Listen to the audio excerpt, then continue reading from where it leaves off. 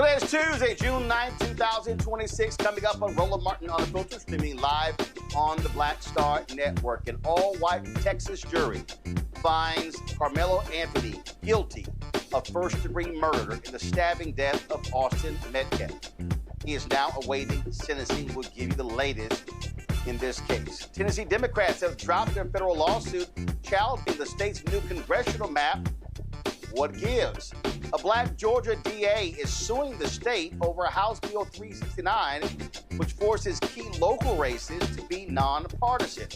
The DeKalb County District Attorney will join us to explain why she says the law selectively targets Democratic-leaning metro Atlanta counties and violates the Georgia Constitution.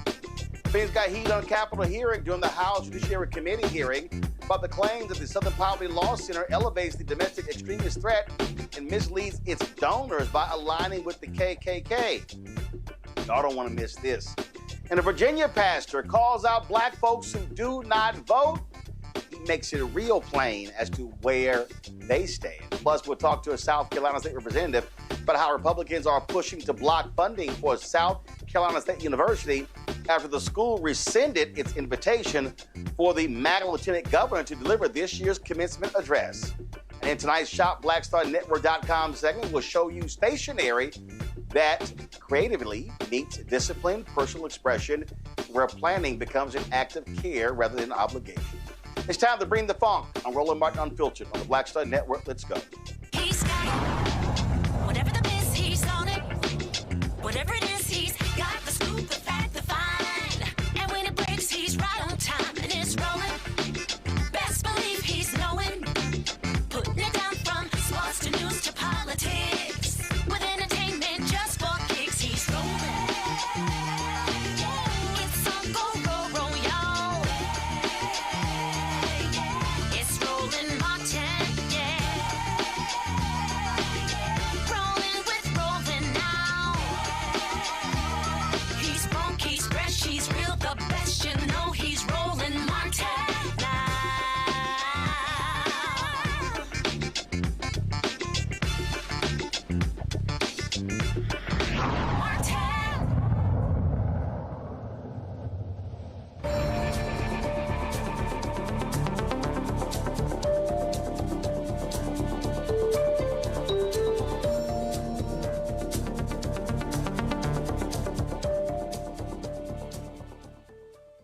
Guilty. That is a decision of an all-white jury in a Dallas suburb in the case of Karmelo Anthony, who was convicted of murder in the stabbing death of Austin Metcalf that took place at a track meet last year in Collin County.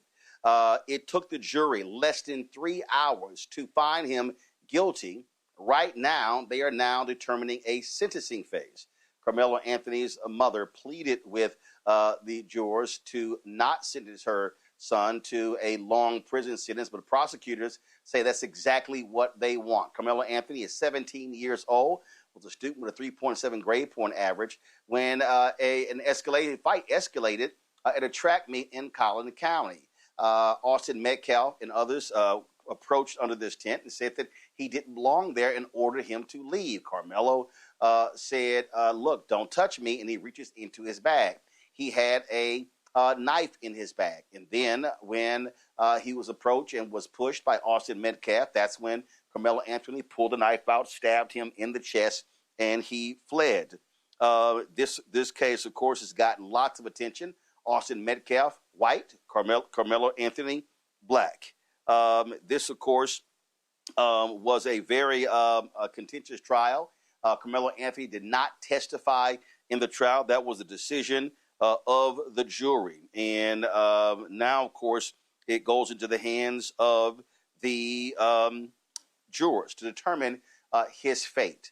It is certainly a shocking turn of events. A legal analyst, Thelma Anderson, was in the courtroom, and she went back into the courtroom before they sent the jury out to consider his fate. And so we will have her live right here on Roland Martin Unfiltered once she is able to get out of court. The judge prohibited phones, computers, anything along those lines in the courtroom, even in the courthouse. And so we'll be waiting to hear back from her to get a sense of what is taking place. It is certainly a stunning story. Karmelo Anthony, a very bright young man, again, with a bright future. And now, as a result of this decision, he is looking at 5 to 99 years of life in prison. I want to bring in my panel right now, Dr. Mustafa Santiago Ali, former senior advisor for environmental justice at the EPA, joining us from D.C. Zabora G, DEIA consultant and employment specialist, also from D.C. Joy Cheney, founder of Joy Strategies, also from D.C. Glad to have all three of you here. Testimony of one of the individuals, Mustafa, said that one of the coaches said to Karmelo that after this took place, he said, your life will change forever. That is certainly the case. This, of course, took place a year ago. And here's this young man, 17 years old, tried as an adult, now found guilty of murder. And again, now the fate is in the juror's hand, in the judge's hands. Like we said, it could be as little as 5 years. It could be as many as 99 years. Prosecutors, they want a long sentence. I would not be shocked if they want a sentence of anywhere from 30 to 50 years for Karmelo Anthony. And certainly a sad story. Young man is dead, and this young black man, life may be over before it even gets started. Yeah, I mean, both families are tragically impacted, and we need to make sure that we call that out. You know, we look at the statistics, right? We know that, unfortunately, half the men who are in prison right now or are incarcerated, whether in federal or state, dealing with life sentences are our brothers, you know, African-American men. And we also know that, I think it was the Prison Policy Institute once talked about that for black men who are under 25, they're often given longer sentences than any other groups that are out there. So he's facing an uphill battle in the sense of the history of this country and how sentencing is often more severe in relationship to our community. And also, you know, even if it's 20 years or 30 years once you get out, you still got to carry the stigma that's attached to being convicted of murder. So the thing that I'm continuing to do is to pray, right? Pray for both sides of the family, but also to understand the reality, unfortunately, of how we are seen and how we are often given these longer sentences. The last thing that I'll say, Roland, is that we also got to make sure that for our young men who are out there, often facing all kinds of difficult situations, often dealing with folks who maybe have bigotry or discrimination, we've got to also make sure that they understand the choices, those split-second choices, the impacts that they can have. We've got to learn to be able to de-escalate in these types of situations so that you can live another day, but not just live another day, but live another day free, so that you can be able to achieve all the things that are in front of you. The prosecutors say, Zabora, that it was Karmelo who provoked the incident, even though it was Metcalf who shoved Karmelo. And the DA said that a shove should not be met with being stabbed in the chest. The defense said, hey, he was defending himself when he was surrounded by Austin Metcalf, his brother, and several others. And they argued that this was absolutely self-defense. Well, you know, I think that we have to look at the history of how Black men are charged in the court of law and how they're not seen like their white counterparts would be, right? I mean, at the end of the day, this individual pushed him and provoked him. So Karmelo should have been able to defend himself, but they don't look at our Black children like they want us to look at their white children. And we know that Black Americans are arrested at higher rates. We know that our defendants receive longer sentences, and we know that we are not given benefit of the doubt. So this could have easily been manslaughter versus murder, but the state is going to overcharge. The jury is not a jury of his peers. Everybody in that jury were white, so you don't get the fair shot of this person actually being innocent until proven guilty. I don't know that there was enough evidence to show that it wasn't self-defense. And I don't think that Karmelo had a fair shot at a trial on this when we know what history has shown us. History has shown us that Black males are not treated in the same way that their white counterparts, white teens, would be treated in this instance. If this was 2 Black boys and 1 white boy, I think the conversation would be a whole lot different. And so I think we just need to really understand that how race is playing in this situation and how the media has portrayed Karmelo as some thug or some reprobate that isn't, was up to no good, when in reality, this was his school. These kids didn't go there. It was a lot of different situations that could have prevented this. And I just feel that, we need to really understand how the system is just having a miscarriage of justice for our young Black men. Joy, as Mustafa said, a split-second decision now is going to have lifelong consequences. The father, Austin Metcalf, forgave Karmelo Anthony. Karmelo Anthony's parents obviously aggrieved. According to witnesses, Karmelo, once the jury verdict came down, was crying uncontrollably and was shaking at the defense table, as that's what one would expect when a 17-year-old bound for college hears that he is guilty of murder. Right. I mean, this was a fight between 2 boys. And I think for anyone out there listening, look at your sons. My stepson just graduated from college, young, life full and ahead of him. I cannot imagine either for Austin's parents or Karmelo's parents. These are, a fight between boys with long-range consequences. What I think is dissatisfying for all of us is that, as we know, Karmelo deserves some punishment for what happened here. Austin has paid the ultimate price for his role. We know that race is playing a role here in the charging, the decision to go murder. And we pray that there will be some mercy given as we're looking at the range here. Surely the facts of this case trend towards the lower end. This is not someone who is likely to reoffend. This is someone who can be rehabilitated. This is a life that can be saved. And so I hope if Austin's parents truly have forgiven Karmelo and truly understand that this was a fight that got out of hand with immature young men, that he will also speak and say, we don't want this to be a double tragedy, to be amplified and complicated by a long sentence that will be problematic for everyone. This will be constantly something. Why not have this be a story of redemption and second chances? I really pray for that. This case screams for that. Everything about it seems to scream for that, and that it would just be a loss to both families if this is some long, unnecessary sentence here.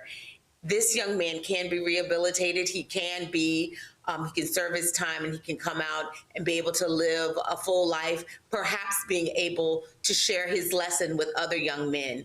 Calm down. Don't, necessarily have weapons on you that are deadly, because a split second can end someone else's life and effectively yours.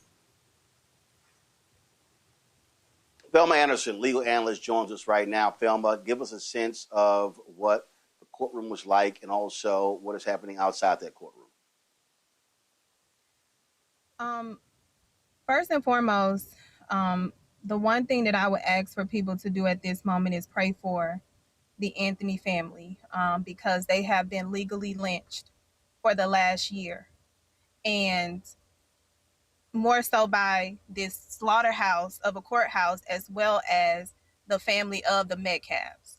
So the energy right now is very white supremacy.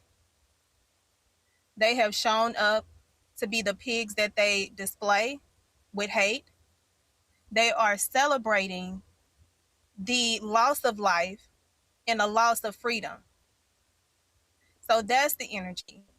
We have a devastated family who didn't know that they was going to have to let their son go back into a holdover because we have an overzealous prosecutor who lied throughout this trial, who put on liars as witnesses in order to be a saving grace for the white community so that they can win an election. That's what it feels like right now.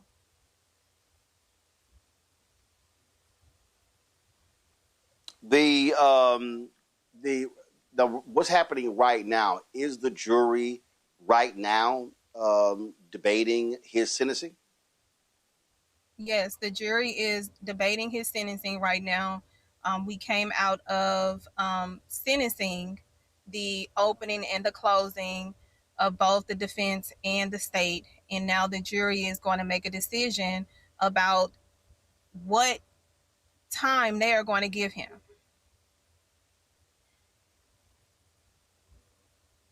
Well, we've So already that's what we're waiting. seen what the prosecutor has made. We already seen the prosecutor made clear that he wants it to be a long sentencing.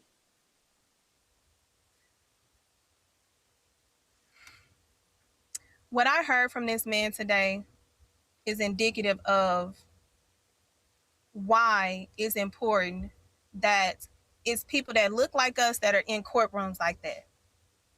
This man disregarded human life the entire trial. He invoked race.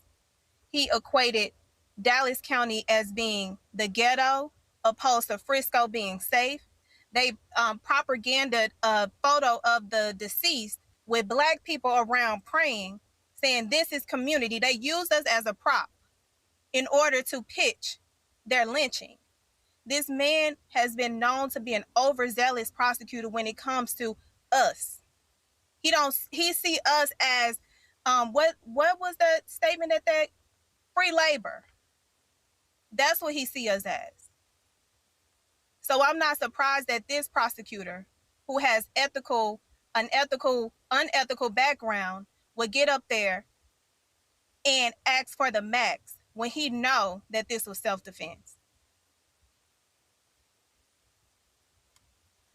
Well, folks, as we said at the top, Karmelo Anthony has been found guilty in a Collin County courtroom. He faces anywhere from 5 to 99 years in prison. The jury right now is deliberating what his sentencing is. Thelma, explain to folks how Texas works. If the jury settles on a sentence, does the judge have to accept that sentence? Can the judge offer his own sentence?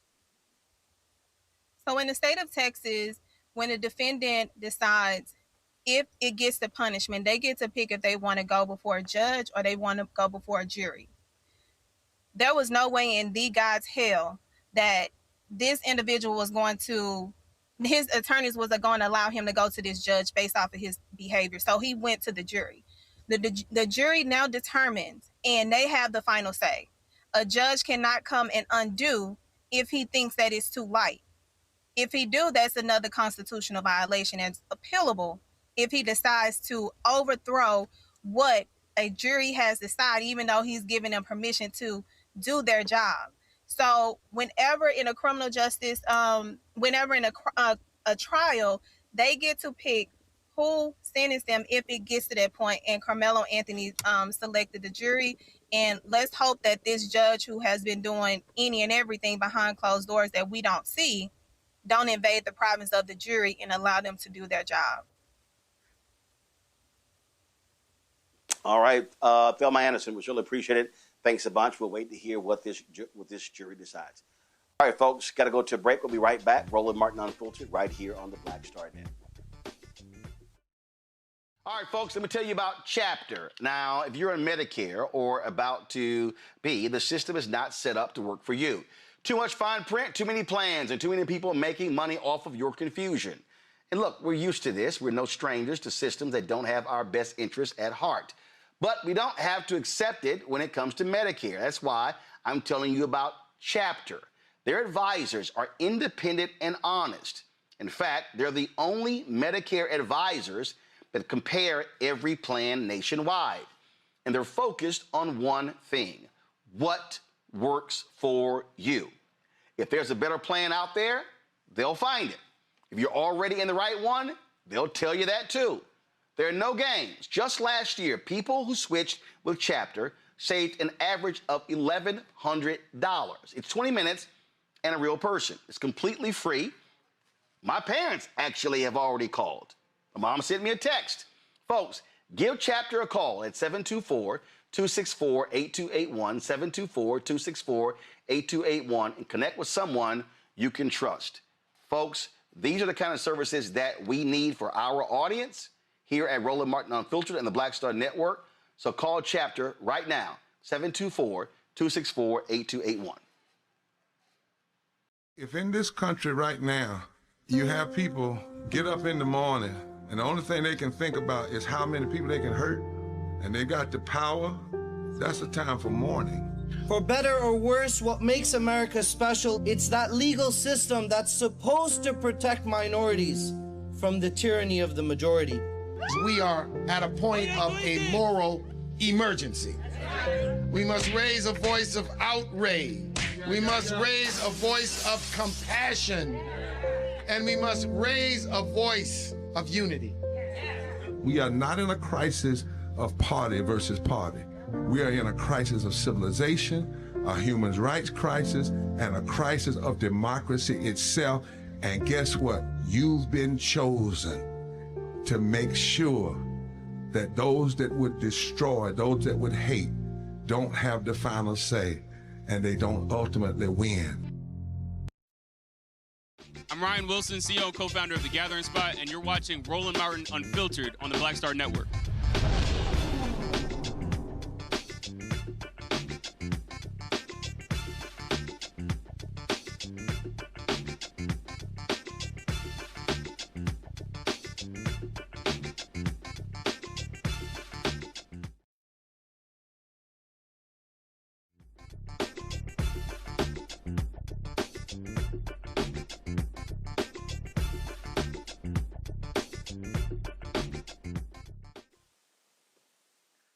Folks, I'm here in Atlanta where a black Georgia DA has filed a state lawsuit against a new Georgia state law that turns some local elections, well, the elections in Clayton, Cobb, DeKalb, Fulton, and Gwinnett counties, I wonder why, into nonpartisan races.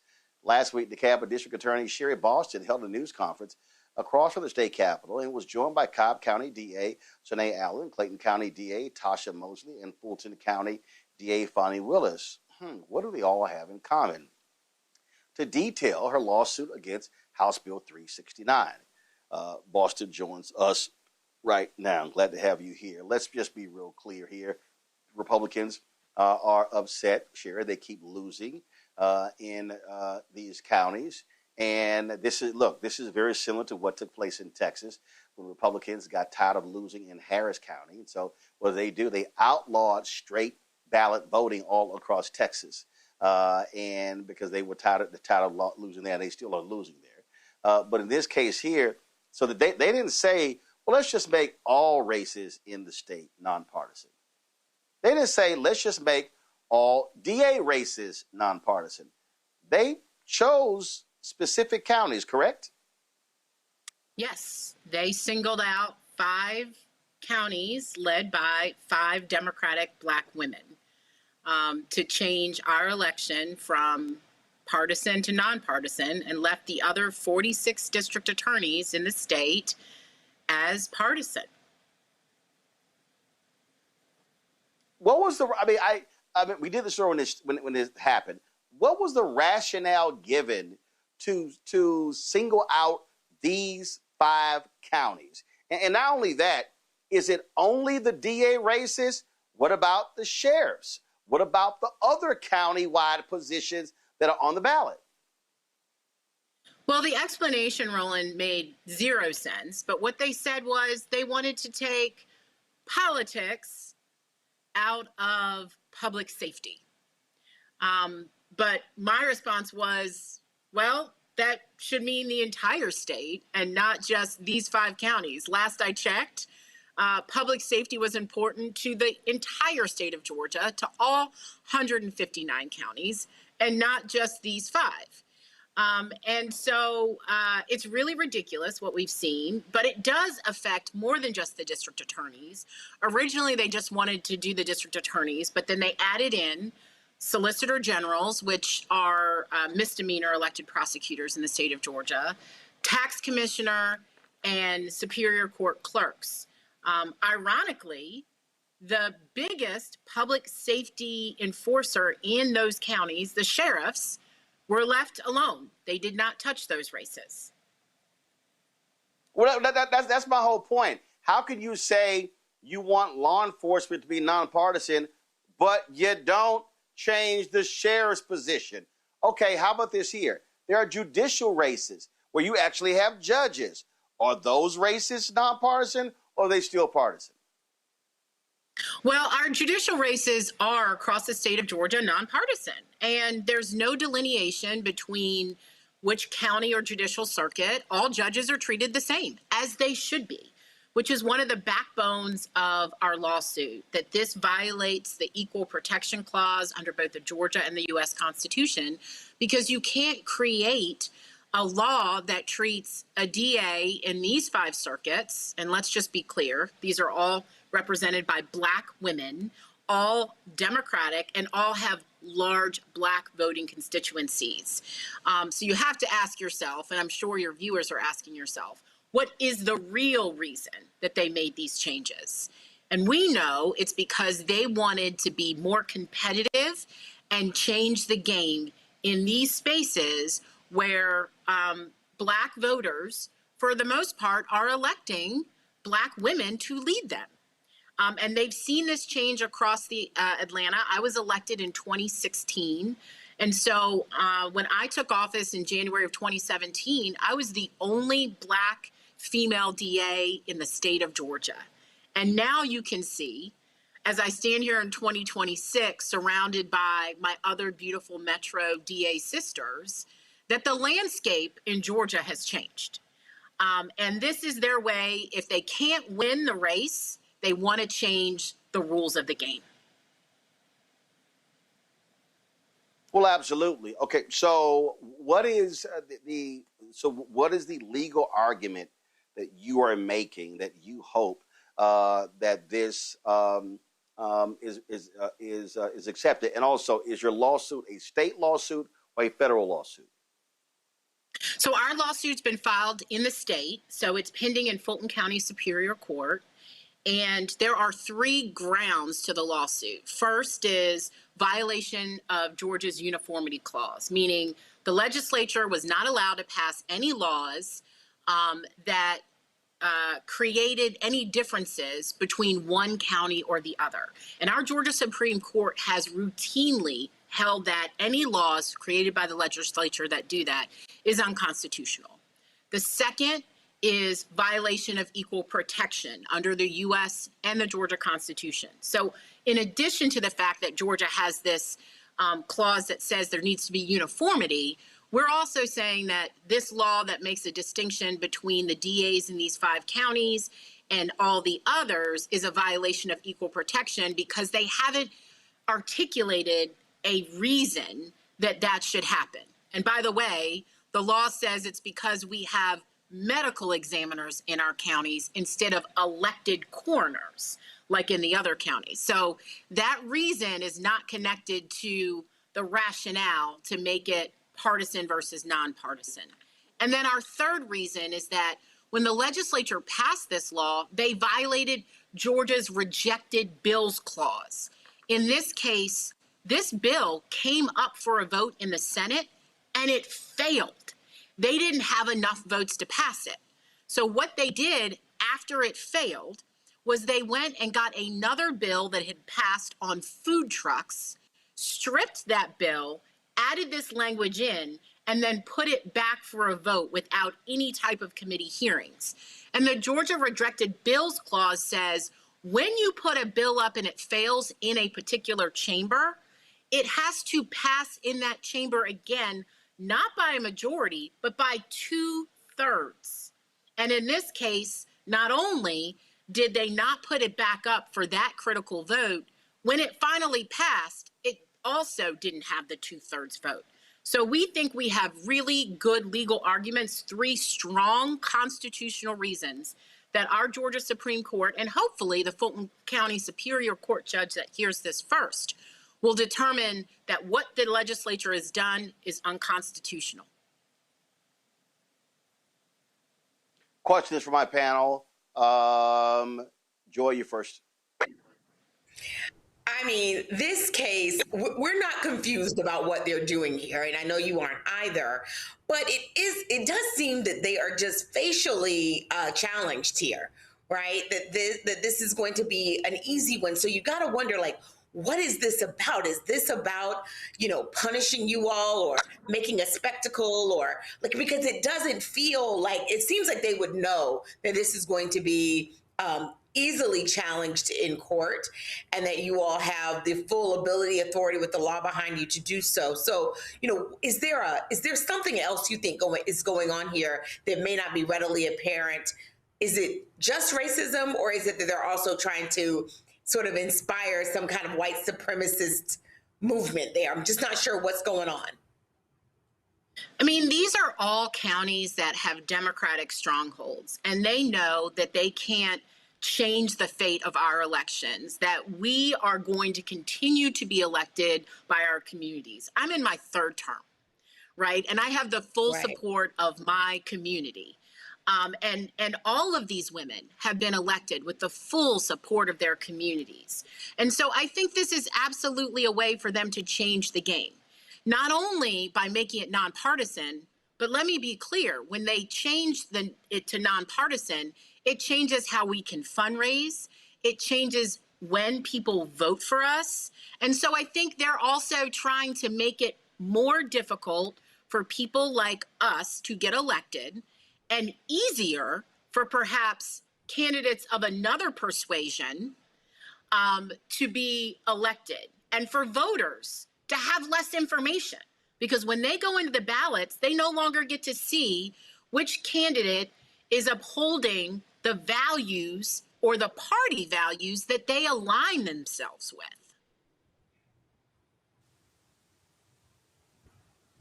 Zabora. Thank you so much for your service and for bringing this lawsuit to the courts. My question is, what kind of long-term legal or legislative safeguards can we do to prevent these kind of selective election laws from happening and used as political tools in the future? Well, I'm hoping that this lawsuit can be a deterrent. At the end of the day, our legislature gets together every year, and we're always going to have people that are trying to change the game. We have to continue to vote on every election, because guess what? Every member of the legislature and the governor who signed on to this bill are all elected by the people. So we need to send a strong message that we're not going to elect people that are going to pass unconstitutional, racist, bigoted laws, that we're not going to support people that are going to take away our right to vote and try to take away information that we need to vote. And filing this lawsuit for me is promises made, promises kept. I testified at the legislature about this bill, and I promised that if it were passed and if it were signed by the governor, that I would file a lawsuit. And everybody that knows me knows that I don't make empty threats. And so when I said I was going to do what I was going to do, I did it. And I'm hoping that the legislature and this governor, if they are still around when this is all said and done, that they will know in the future that we're going to fight, and we're going to fight tooth and nail, and we're not going to roll over and just accept these racist, unconstitutional, facially incorrect laws that they want to put forth in the legislature. Mustafa. Well, yes, again, thank you for your service and everything that you're doing. It's really interesting that Governor Kemp would actually sign off on this. I believe, I haven't lived in Georgia in a little while, but I think there are about close to 4 million folks who are in the counties that we were talking about. I think that's 1 in 3 of various folks who live in the state of Georgia. So, and there is talk, of course, that he has other ideas about running for office and, down the road. So this doesn't make it seems kind of silly to actually move on this and to sign this if you have other aspirations down the road, because you're going to lose in court, or more than likely you're going to lose in court. Well, the day after this law was signed by Governor Kemp, he also signed the executive order for the special session to go back in and redistrict our lines for our congressional seats and for our legislative seats. So I don't know what Governor Kemp's aspirations are. We know he's term limited here in Georgia, and he has been on a list of people that might consider future office. And so I do hope that the 4 million voters that live in these 5 counties will remember that Governor Kemp could have vetoed this bill. He could have let it become law without putting his stamp on it. But what he did in signing his name to this legislation was he co-signed it. And he signaled, I think, to the rest of the legislature and elected officials and Republicans that he supported this. And I'll be frank, I was very disappointed with his decision. And I know that there were many groups, many advocacy groups that wrote to him and encouraged him to veto this bill, not just because it was legally wrong and legally unconstitutional, but on the face of it, the optics of it, it's just not the right thing to do. But I think the governor's playing to his base. And this is what the Republican Party here in the state of Georgia wanted to see. All right, then. Well, look, we will be following this. Keep us abreast of what happens with this lawsuit. DA Sherry Boston, thanks a bunch. Thank you. All right, folks, lots more to talk about, including Republicans still whining about elections in California being rigged. But you notice they don't say that when Republicans who won in California won. It shows you who they are. Also, explosive testimony on Capitol Hill. Southern Poverty Law Center being frankly persecuted by House Republicans after the Department of Justice indicted them, saying that they were aligning with the KKK. You want to see a level of stupid? We got lots to show you. So we got all of that next on Roland Martin Unfiltered on the Black Star Network. Don't forget to support the work that we do. Join our Bring the Funk fan club. Your dollars make it possible for us to do the work that we do. You're going to contribute via Cash App. Please do so by using the Square. Using Stripe.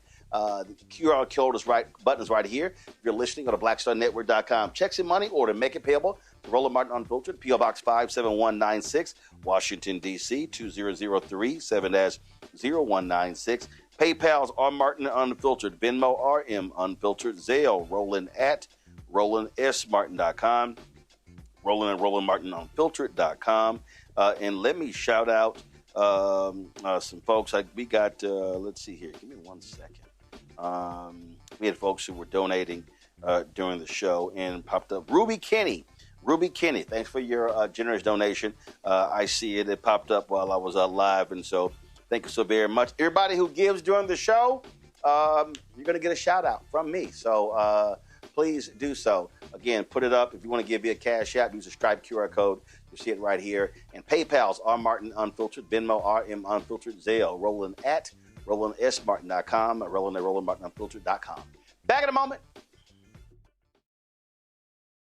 All right, folks, let me tell you about Chapter. Now, if you're on Medicare or about to be, the system is not set up to work for you. Too much fine print, too many plans, and too many people making money off of your confusion. And look, we're used to this. We're no strangers to systems that don't have our best interests at heart. But we don't have to accept it when it comes to Medicare. That's why I'm telling you about Chapter. Their advisors are independent and honest, In fact, they're the only Medicare advisors that compare every plan nationwide. And they're focused on one thing: what works for you. If there's a better plan out there, they'll find it.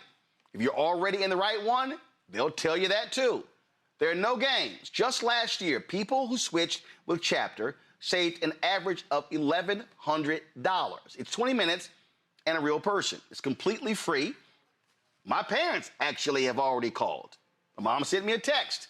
Folks, give Chapter a call at 724-264-8281, 724-264-8281, and connect with someone you can trust. Folks, these are the kind of services that we need for our audience here at Roland Martin Unfiltered and the Black Star Network. So call Chapter right now, 724-264-8281. With medicine and science under attack, I want to keep you and your family informed and healthy. I'm Dr. Ebony Hilton, and I knew at the age of 8 that I wanted to be a doctor. So I studied hard and became the first African-American female anesthesiologist hired at the Medical University of South Carolina since its opening in 1824. And I always say I was made into a doctor, but I was born to be a mom. And as a new mom, wife, sister, daughter, and friend, I understand how frightening a medical crisis can be. I care for individuals on some of the worst days of their lives, and it's my mission to provide you with a safe space to gain clarity on issues affecting your mind, body, and soul. I recognize that there are health disparities, particularly as it pertains to race, and I want to help bridge the gap between you and your healthcare providers. Join me every Thursday for Second Opinion on the Black Star Network, where each week I'll invite experts from various medical fields to share the latest health news. We'll discuss topics such as the vaccine debate, mental and sexual health, medical bias, infertility, menopause, andropause, nutrition, and aging. Together with my medical colleagues, we aim to provide you with a second opinion. Don't miss it, Thursdays only on the Black Star Network.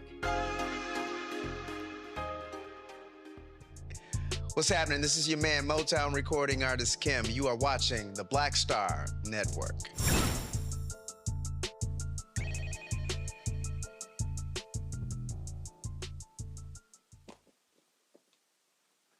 In Tennessee, a federal judge granted Democrats' request to dismiss their lawsuit against Tennessee's new congressional map voluntarily. This decision comes after Judge William Campbell denied Democrats' motion for a temporary restraining order in May. The Tennessee Democratic Party, along with Congressman Steve Cohen, State Representative Justin Pearson, and Memphis community leaders, filed a lawsuit against the state's new congressional voter districts on May 8th. The lawsuit named Governor Bill Lee, Secretary of State Trey Hargett, and Tennessee Coordinator of Elections Mark Goins as defendants. The plaintiffs had argued that the new congressional map infringes on voters' rights and undermines the benefits of political associations they have formed. Pearson released this statement. While we believe our Tennessee Democratic Party federal redistricting challenge was just, all plaintiffs were aligned and advised by attorneys that dismissing our case to restore District 9 to the previous map was the best course of action given the U.S. Supreme Court's stance on Louisiana versus Calais. Pearson said we are open to exploring recourse in the future if the legal landscape changes. House Speaker Mike Johnson, the twice impeached, criminally convicted fellow-in-chief Donald Trump's puppet, is pushing the ridiculously false narrative of fraud in the Los Angeles mayoral race. Oh, they're so upset because Spencer Pratt, this Republican reality dude, no experience whatsoever, is now coming third in the mayoral race.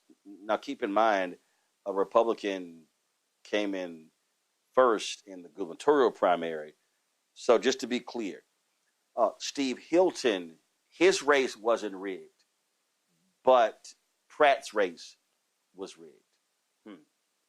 CNN's Manu Raj got him to admit that there's no evidence of voter fraud. I'm not saying it's rigged. I'm saying it stinks to high heaven, and everybody knows that.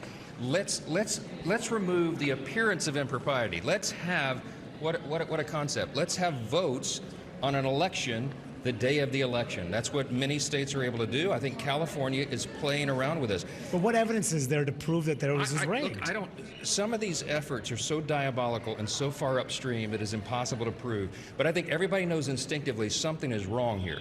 And that's a concern. We need people to believe in the integrity of our election system. Okay, all right. So just so we're not confused here. Zabor, Republicans have won in California. Republicans have won county sheriff's race. These same people, they've won, and it took this long for them to count ballots. So now all of a sudden, this one guy loses, but the other Republicans win, but the whole election is rigged. It's sort of like when Donald Trump said, my election was rigged, but all the other Republicans who won didn't say that.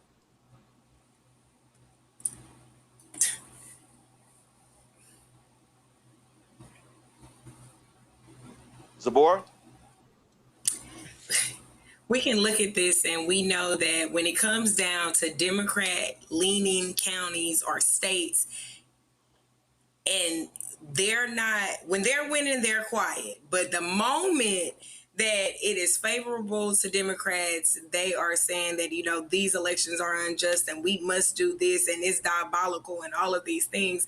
But the reality is when the favor is on your side, you're quiet as a mouse. You have nothing to say. And we know that you are only attacking these Democratic leaning spaces. So the question is never about whether or not these things are actually true, because we know that's not the case. We know that your fight only gets louder and much more aggressive when it's a Democrat-leaning county or state. When it comes to you making the rules up you want to make in Texas and other places like Louisiana, it's fine. But in those places where you see that there is a little bit of a Democratic stronghold and we are actually having some winning in that area, you have so much to say. We know that it's not you really fighting for politics. You're just fighting to get your way and to be very loud about something that is not an injustice for real.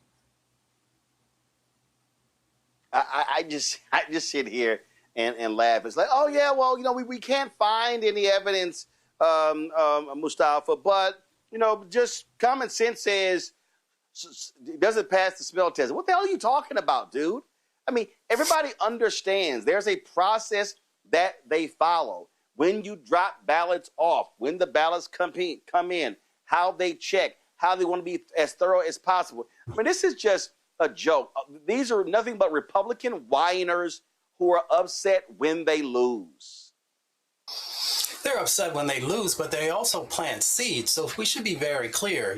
This whole misinformation, disinformation campaigns that they have, they're not just doing it. So one, yes, their policies are garbage. And yes, the vast majority of Americans don't want to vote for, the vision that they have for the country.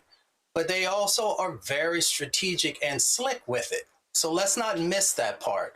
Because when they say that, these processes that folks have been following for decades there in California, that there must be something wrong even though we can't prove it, then they overlay that in other parts of the country. You've heard the president continue to say that there has to have been something that happened in 2020, the reason that he lost. You lost because people didn't want you anymore. That's why you lost. But yet they'll continue to try and make it sound like there was some funny business. The only funny business is that you don't want people to actually be able to vote for the candidates that they feel best represent them. And when you look at this, same set of talking points in other parts of the country, then they give justification for the Department of Justice to be able to come in and take a look, or to have folks who are monitoring, and all these other different types of things they use to try to suppress the vote. Because if they plant these seeds in people's minds, some people might say, well, you know what? I really don't want to be a part of any of this foolishness, so I'm not going to vote. So when they do these types of things, I begin to pull back the veneer, to unpack it and ask the question, why are you really doing it? Yeah, as I said before, your stuff is whack, but there's a deeper part because they understand what's going to happen in 2026. And they also understand in 2028, they need to be able to justify some of the actions that they might consider taking after people have cast their votes. Joy? Right, so I'm going to double down on that. But as usual, they tell the truth, not on us, but on themselves. Diabolical is right.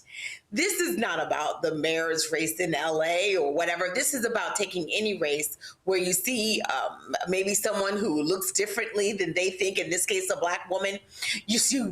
Try to make it, try to say that there was something inappropriate that happened or that she couldn't have possibly won. And then what you do then is then you use that as a reason to promote the SAVE Act, which you can't get passed even though you control the House and Senate. You can't seem to get it across the finish line into the president's desk because no one likes it, because they know it's ridiculous to try to limit voting in this country and that it ultimately will also have an impact on Republicans. But you need examples. So you make these things up. You plant these lies, these seeds. It gives you a false reason that you can, some plausible reason in your mind and in the minds of your voters who you do not respect and that you think are stupid because you fooled them in the past with these lies.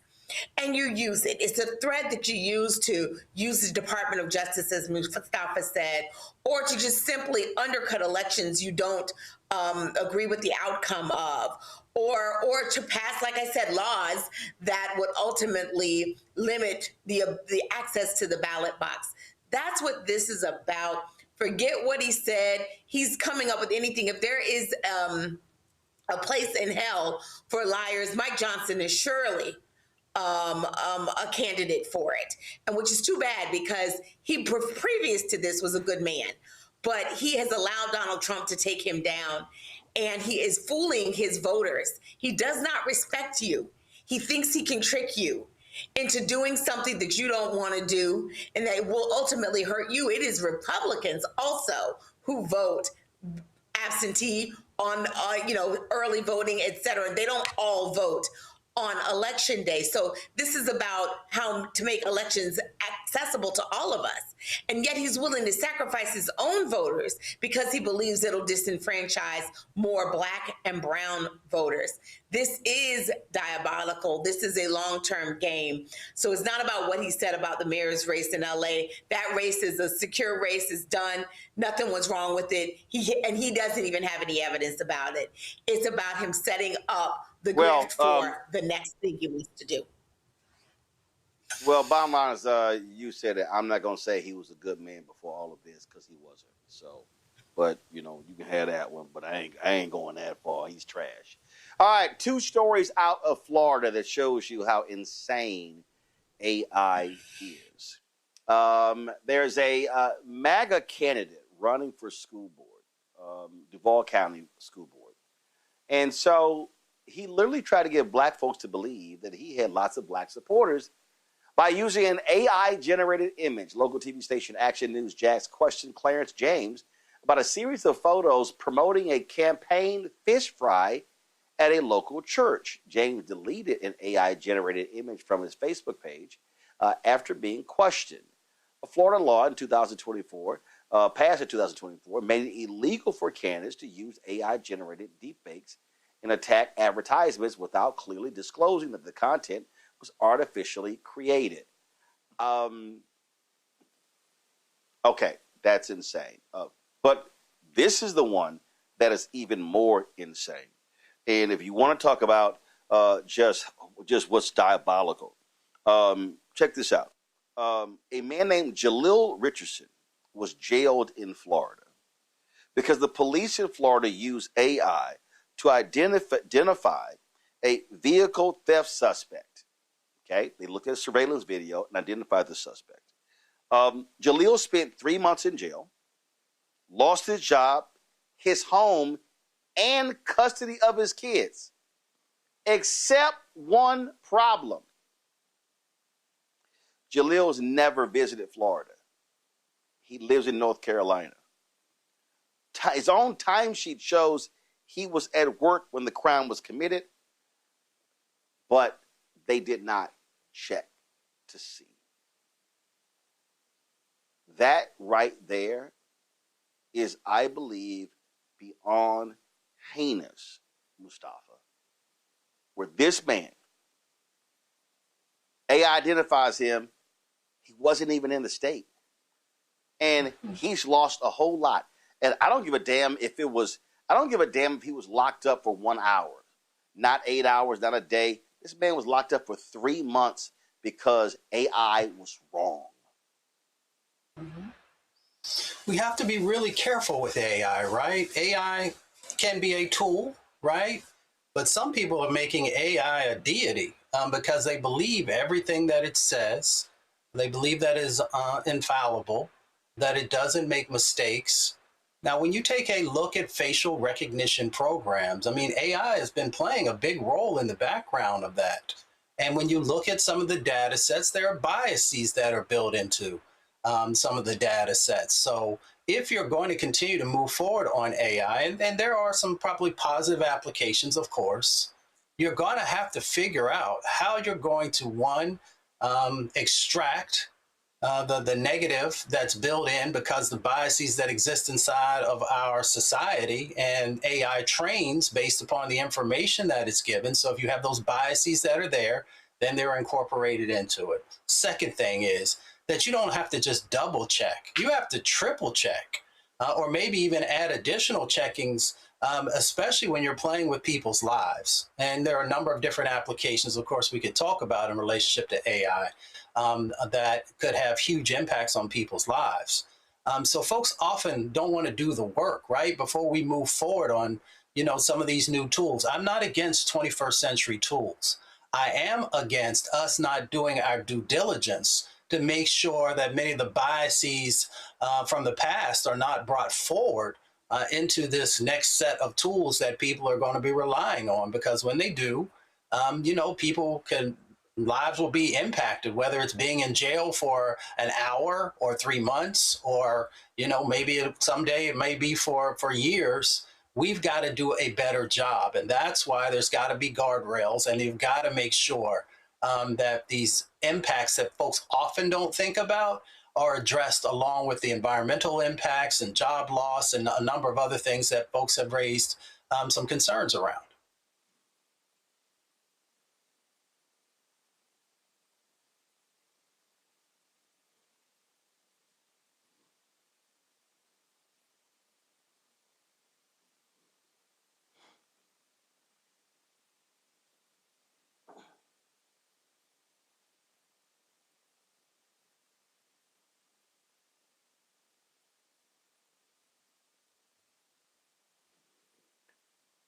Give me 1 second, folks. I lost audio there, so I lost the connection. Do you have me back? Yeah. Okay, gotcha. All right, so I lost our connection. This case angers me. It angers me because, and I can't. Y'all might have seen it. Wasn't there a documentary on Netflix? There's a documentary on Netflix that dealt with AI, and they talked about the racial bias in AI, and that's what this is about. This is what we're dealing with right here. It's the racial bias in AI. And look, AI is made, white people are the ones who are largely creating these models. The bias is in there, and I don't understand how in the hell, I literally don't, Zabor, how you can use AI to identify somebody who supposedly commits a crime, and you don't have as a part of your system a backup. I don't understand that. I don't understand the backup. Like, how do you say, oh, that's it, AI said they're guilty, that's it? It's like, where's the oversight? They're using AI to check AI.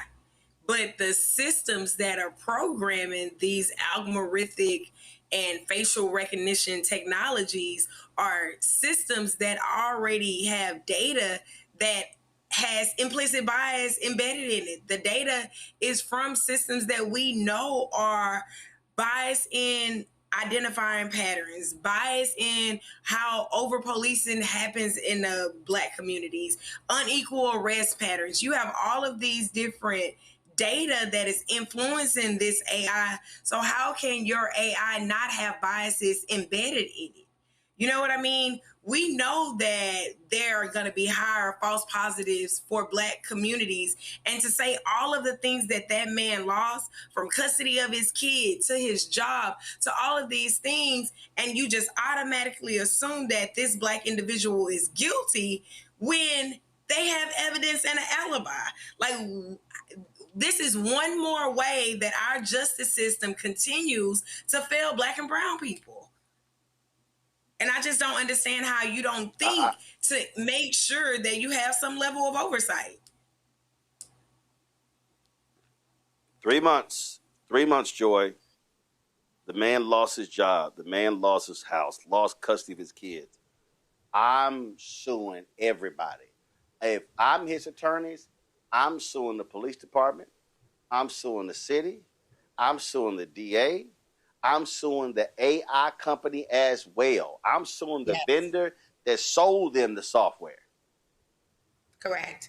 There has to be accountability across the board. This is what people are afraid of. I do tech work in addition to some other things. I can tell you when I was at my son's college graduation this weekend, you know, students were out there and they were booing AI. They're concerned, right? We know this happened at other schools as well. There are a lot of fears around AI. There's a lot of hope around it as well. But our greatest fear is that it would create this kind of result, right? This is part of what the Pope is talking about, that you see something that appears to be true and you act on it. Or, you know, so you see something artificial that appears to be real, but you act on it in actuality and in real life, and it has consequences. And so, you know, 3 months, anything could have happened to that man in 3 months. He's already had long-term consequences, but he could have lost his life. You know, there are all sorts of things that can happen to you. And what cure would we have for that? So absolutely, he needs remedy, but we have to make sure that when we're creating these systems, we have enough people at the table that are thinking about all the ways that it can be used for good, but also for evil, so that we can ward those things off, so that we can get out in front of them, because it has to cost the company a lot of money. If not, they will say, well, it's just an actuarial thing, you know, it's worth whatever benefit to have this cost to him. No, they have to pay so royally, so painfully. It has to be so painful for them that they get out in front of it. Their shareholders are saying, why would you have been so reckless here? There has to be consequences. And let me just correct one thing you said.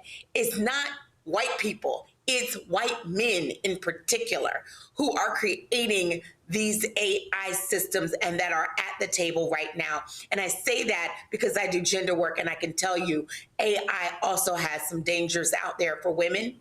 And it is because we're getting out in front of what is going to ultimately be, you know, harmful and have some long-term consequences for us. So we need to have everyone at the table creating these systems. That's why I'm glad to see policymakers saying, look, we need to have the whole of society being able to have some say in how these technologies are deployed and where they're deployed and what are the backstops. Indeed. This is just, I mean, the man never even went to the state. That's just unbelievable that this could happen. But this is the crap that we're actually dealing with. All right, got to go to break. When we come back, man, things got funky on Capitol Hill regarding the Southern Poverty Law Center. And, man, it was some back and forth. And it got heated. And we got the best of it for you. You're watching Roland Martin Unfiltered on the Black Star Network. All right, folks, let me tell you about Chapter. Now, if you're on Medicare or about to be, the system is not set up to work for you. Too much fine print, too many plans, and too many people making money off of your confusion.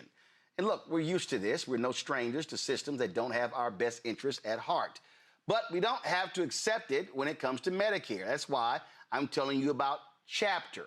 Their advisors are independent and honest. In fact, they're the only Medicare advisors that compare every plan nationwide. And they're focused on one thing: what works for you. If there's a better plan out there, they'll find it. If you're already in the right one, they'll tell you that too. There are no games. Just last year, people who switched with Chapter saved an average of $1,100. It's 20 minutes and a real person. It's completely free. My parents actually have already called. My mom sent me a text. Folks, give Chapter a call at 724-264-8281, 724-264-8281, and connect with someone you can trust. Folks, these are the kind of services that we need for our audience here at Roland Martin Unfiltered and the Black Star Network. So call Chapter right now, 724-264-8281.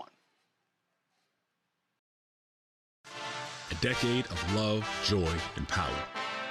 Black Voters Matter is 10 years old, and we are just getting started. This is love with a purpose. This is Black joy in motion. This is unstoppable power. Across campuses, neighborhoods, and back roads, let's go! We show up not just to vote, but to be seen, to be heard, to belong. We ride together, we organize together. We remind each other that our voices matter, because they always have. Black Voters Matter is about more than ballots. It's about housing and healthcare, clean water and living wages, education, reproductive freedom, and dignity.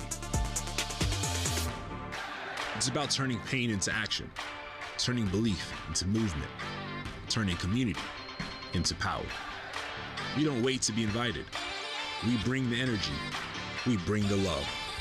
We bring the people. Because when Black communities come together, we don't just survive, we thrive. This is how change happens. This is how history moves. We organize, we build, we win.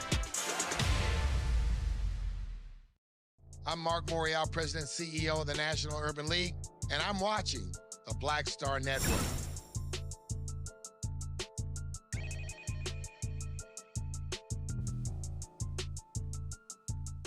Well, folks, there was a hearing on Capitol Hill dealing with the Southern Poverty Law Center's alleged role in distorting civil rights policy in recent years. That's what Republicans claim. And it was a lot of back and forth. First, the interim president and CEO of the SPLC, Brian Fair, he spoke and laid out what he wanted to achieve with testifying before the House today. Last July, I took on a one-year leave from teaching to become the interim head of the Southern Poverty Law Center. So my testimony today will be one of my last official acts in this role. It has been one of the greatest honors of my life to work alongside the talented, dedicated, and principled SPLC staff. For 55 years, with the support of generous donors who appreciate our work, the SPLC has fought racial terror, white supremacy, and other forms of discrimination and hate, seeking to build and defend a multiracial democracy where we can all live and thrive. That was the goal of the Civil Rights Movement, and it is our mission. We are known for exposing and dismantling extremist hate groups. We took on the United Klans of America, whose hateful violence killed 4 little girls in the 16th Street Baptist Church bombing, and we sued them out of existence. In the decades since, hate has continued, but so have our efforts to expose it through litigation, policy, research, and education. We fight for the underdog, the poor, the unhoused, the hungry, the incarcerated, the disenfranchised, the immigrant, the outcast, the vilified. Many groups, and some in this room, have misrepresented our work, including our confidential informant program, repeating various false allegations. Some say we've lost our way. That's false. We've never lost our North Star, a fair and just society for every person. All our programs advance that mission. Our work saves lives, but it comes at a price. Since our earliest days, we've been targeted by those who oppose our mission. Our office was firebombed, our staff threatened, our leaders the target of assassination. We know political violence. We unequivocally condemn it. However, despite the danger, we will not stop exposing hate. This morning, we released our annual Year in Hate and Extremism report. It chronicles how the hard right has weaponized the levers of government to weaken the political and economic power of non-whites, immigrants, women, the LGBTQ+ community, religious minorities, and the poor. The forces turning back hard-won progress against discrimination are unrelenting and unashamed. The SPLC, alongside many civil rights groups and democracy defenders, is resisting them. To American people of goodwill, especially those left out of the American promise, your civic participation matters now more than any time since the Civil Rights Movement. Today, I'm joined by several people who inspire our work. First, Ms. Karen Finn and her son Aaron are here. Aaron faced expulsion from school for alleged conduct that was a manifestation of his disability. Aaron lives with autism, and federal law prohibits schools from excluding students for behaviors connected to their disabilities. We sued, and with his mother's courage and dedication and his perseverance, Aaron graduated from that school in 2023. Ms. Tanya Gersh is also here. A Jewish Montana mom, Gersh and her family became the target of relentless anti-Semitic harassment from white nationalists, including threatening phone calls where all that could be heard on the line was gunshots. With the center's help, Gersh won a $14 million judgment against the neo-Nazi who incited her harassers. We stand with Karen, Aaron, Tanya, and thousands we protect every day. Fannie Lou Hamer said, "Nobody's free until everybody's free." The SPLC will continue our constitutionally protected work to ensure everyone in this country is treated with dignity, lives lives free of discrimination, and enjoys liberty and opportunity to thrive. These promises of our democracy are not self-executing. They require our collective vigilance, and we will continue to defend them when they come under attack. Finally, I must note that I'm constrained in answering some questions today because they may touch on matters involving pending criminal litigation against the SPLC or conversations that I've had with counsel. Frankly, this constraint is the result of the majority's injecting itself into a pending criminal matter 3 days after it was filed and then refusing our request to delay this hearing until that case is resolved. With that, I will answer what I can. There's no shock that the most ignorant congressman from Ohio, Jim Jordan, chose to get into it with CEO Fair. Mr. Fair, did the Southern Poverty Law Center use donor money to have field sources attend extremist rallies across the country? Mr. Chairman. It's a simple question. Did you use your donor money for that purpose? We used donor money so yes or no? to pay confidential informants to infiltrate extremist organizations. Did the Southern Poverty Law Center use donor dollars to have field sources host extremist rallies throughout the country? Not to my knowledge. That's not what the indictment says. Did the Southern Poverty Law Center use donor dollars to have field sources grow existing chapters of extremist groups? Mr. Chairman, as I said earlier— It's a simple question, Mr. Fair. Did you use donor money for the purpose I just read? I'm reading straight from the superseding indictment. And Mr. Chairman, the indictment will be managed and responded to by counsel in the criminal case that's Well, you pending. just answered a question from Mr. Raskin concerning the indictment. He asked you, did field sources send information to the FBI that help with things? You answered that question. That's a matter of public knowledge. That's in our public filing. Did the Southern Poverty Law Center use donor money to have field sources create new chapters of extremist groups? Again, Mr. Chairman. Did the Southern Poverty Law Center use donor money to recruit new individuals into those extremist groups? I assume you don't want me to answer since you're not giving me time to answer. No, I'm giving you time to answer because that's a yes or did you use your donors' money for that purpose? Yes or no? Again, those issues will be resolved in the pending allegations against the SPLC. It seems to me if the answer is no, you could say no. We have asserted that the allegations are false. Did the Southern Poverty Law Center use donor money to have field sources make donations to extremist group leaders and purchase materials for cross burnings? It's alleged in the indictment. Did it happen? We've alleged that those allegations are false. Did Southern Poverty Law Center use donor dollars to have field sources create racist paraphernalia that extremist groups sold at rallies? We've alleged that those allegations are false. Okay, how about this? What is Fox photography?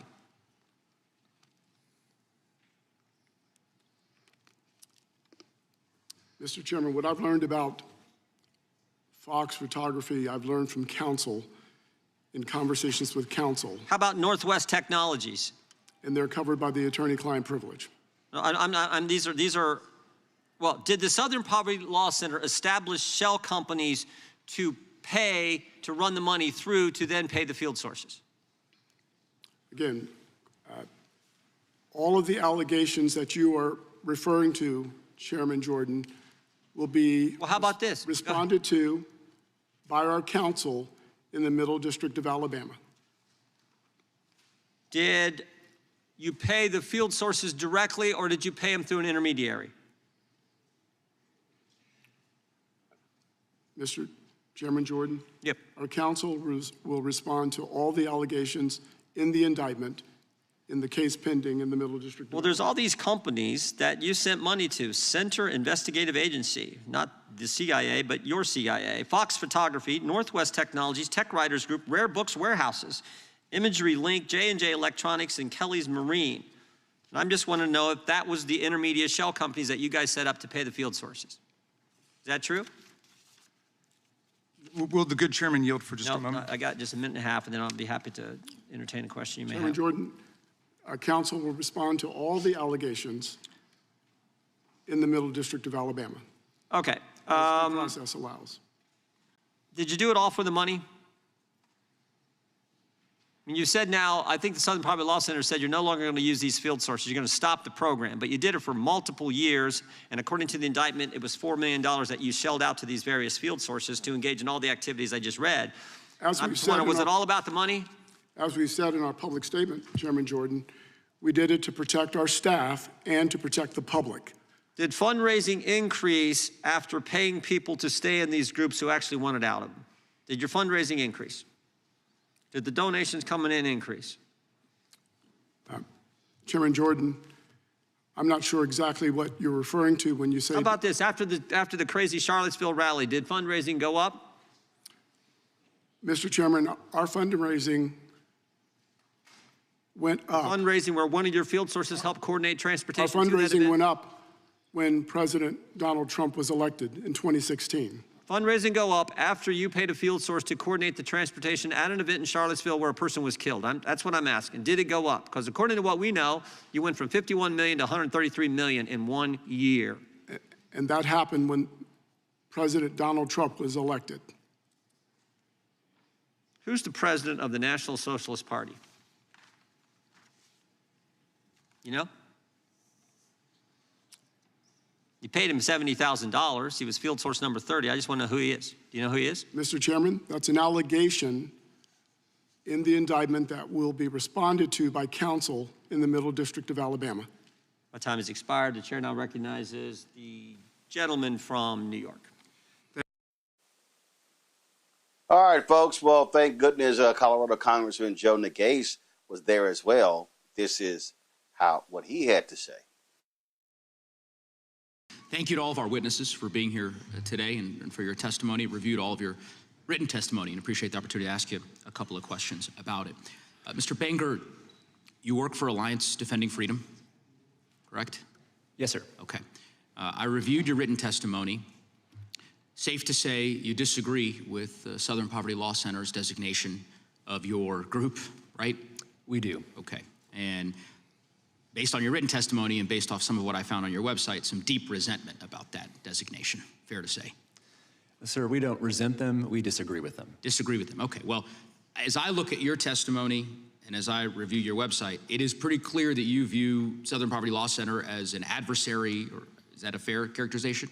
We have disagreements with them on a number of issues, including policy and otherwise. That's how you would describe them? Disagreements? I mean, the words that you use to describe the Southern Poverty Law Center do not strike me as a simple matter of disagreement. It seems pretty clear to me, based on your website, based on your testimony, I don't know why you'd be walking away from that now, that you vehemently disagree with the Southern Poverty Law Center, that you are pleased that they have been indicted.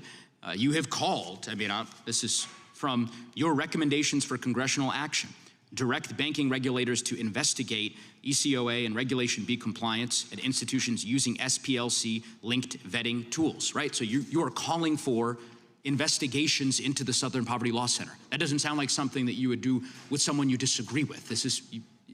Am I wrong? Well, Congressman, anytime that a designation by a nonprofit that's politically unaccountable is being used by federally regulated banks to discriminate based on religious belief, that's something that the government should be aware of and should look into. So I'm simply saying that I didn't expect to have this much of an extended back and forth on the premise of the question. I think that your bosses at Alliance Defending Freedom, if they were testifying here, would say, we vehemently disagree with Southern Poverty Law Center. They're an adversary. They are an enemy. We are glad that they have been indicted, and we are calling for more investigations of them, which you did in the written testimony that you provided to this committee. Do you think it would be inappropriate to harness a criminal prosecution of an entity to pursue the enemies of your organization? Would that be an inappropriate thing to do? Well, Congressman. No, that's a yes or no question. You can ask, if you don't think it's inappropriate, you can say no.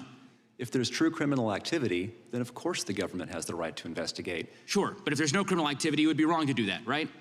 Well, it depends upon what the facts ultimately show. Mr. Banger, this is why I asked the question. You are a former Attorney General. I think you know why I'm asking you the question. You're a former Deputy Attorney General within the Texas Office of Attorney General. You went to the FBI and gave a whistleblower complaint about Ken Paxton, the Attorney General of Texas.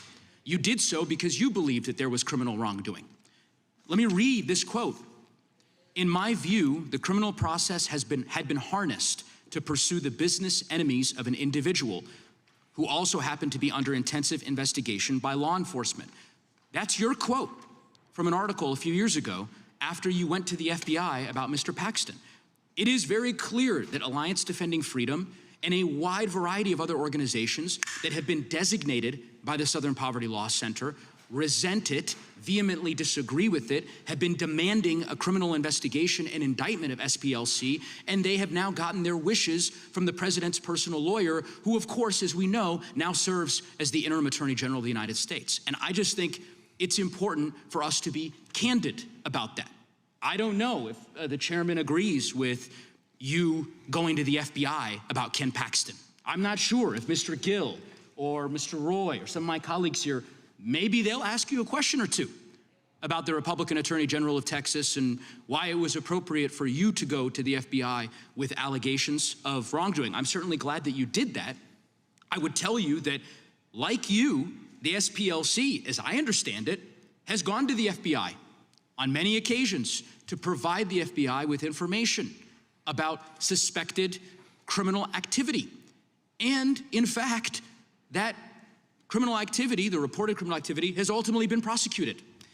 By the way, not by President Biden's Justice Department, but by Donald Trump's Justice Department. And the best example of this, which was brought up earlier, was the potential mass terror attack at a synagogue in Las Vegas. And Mr. Fair, I think you've already attested to this, but just to be clear, your organization gave information from a paid informant to the FBI when Donald Trump was president. And Donald Trump's FBI used that information to prosecute someone to prevent them from engaging in this mass terror attack. Is that true? That is correct. That is correct. Thank you, Mr. Fair. Thank you, Mr. Bankert. Time to yield back. Wow, that was good. Now, you know Texas Congresswoman Jasmine Crockett had to bring the funk. Check this out. I hate that we have spent this much time, on SPLC, and we've not addressed the elephant in the room, the literal elephant in the room. The vast majority of the people on that side of the aisle, and for those of you that are at home, let me tell you, when I say that side of the aisle, I'm talking about the Republicans, the ones that brought this hearing. And again, you've heard that this is not the first hearing, but the vast majority of them are white men.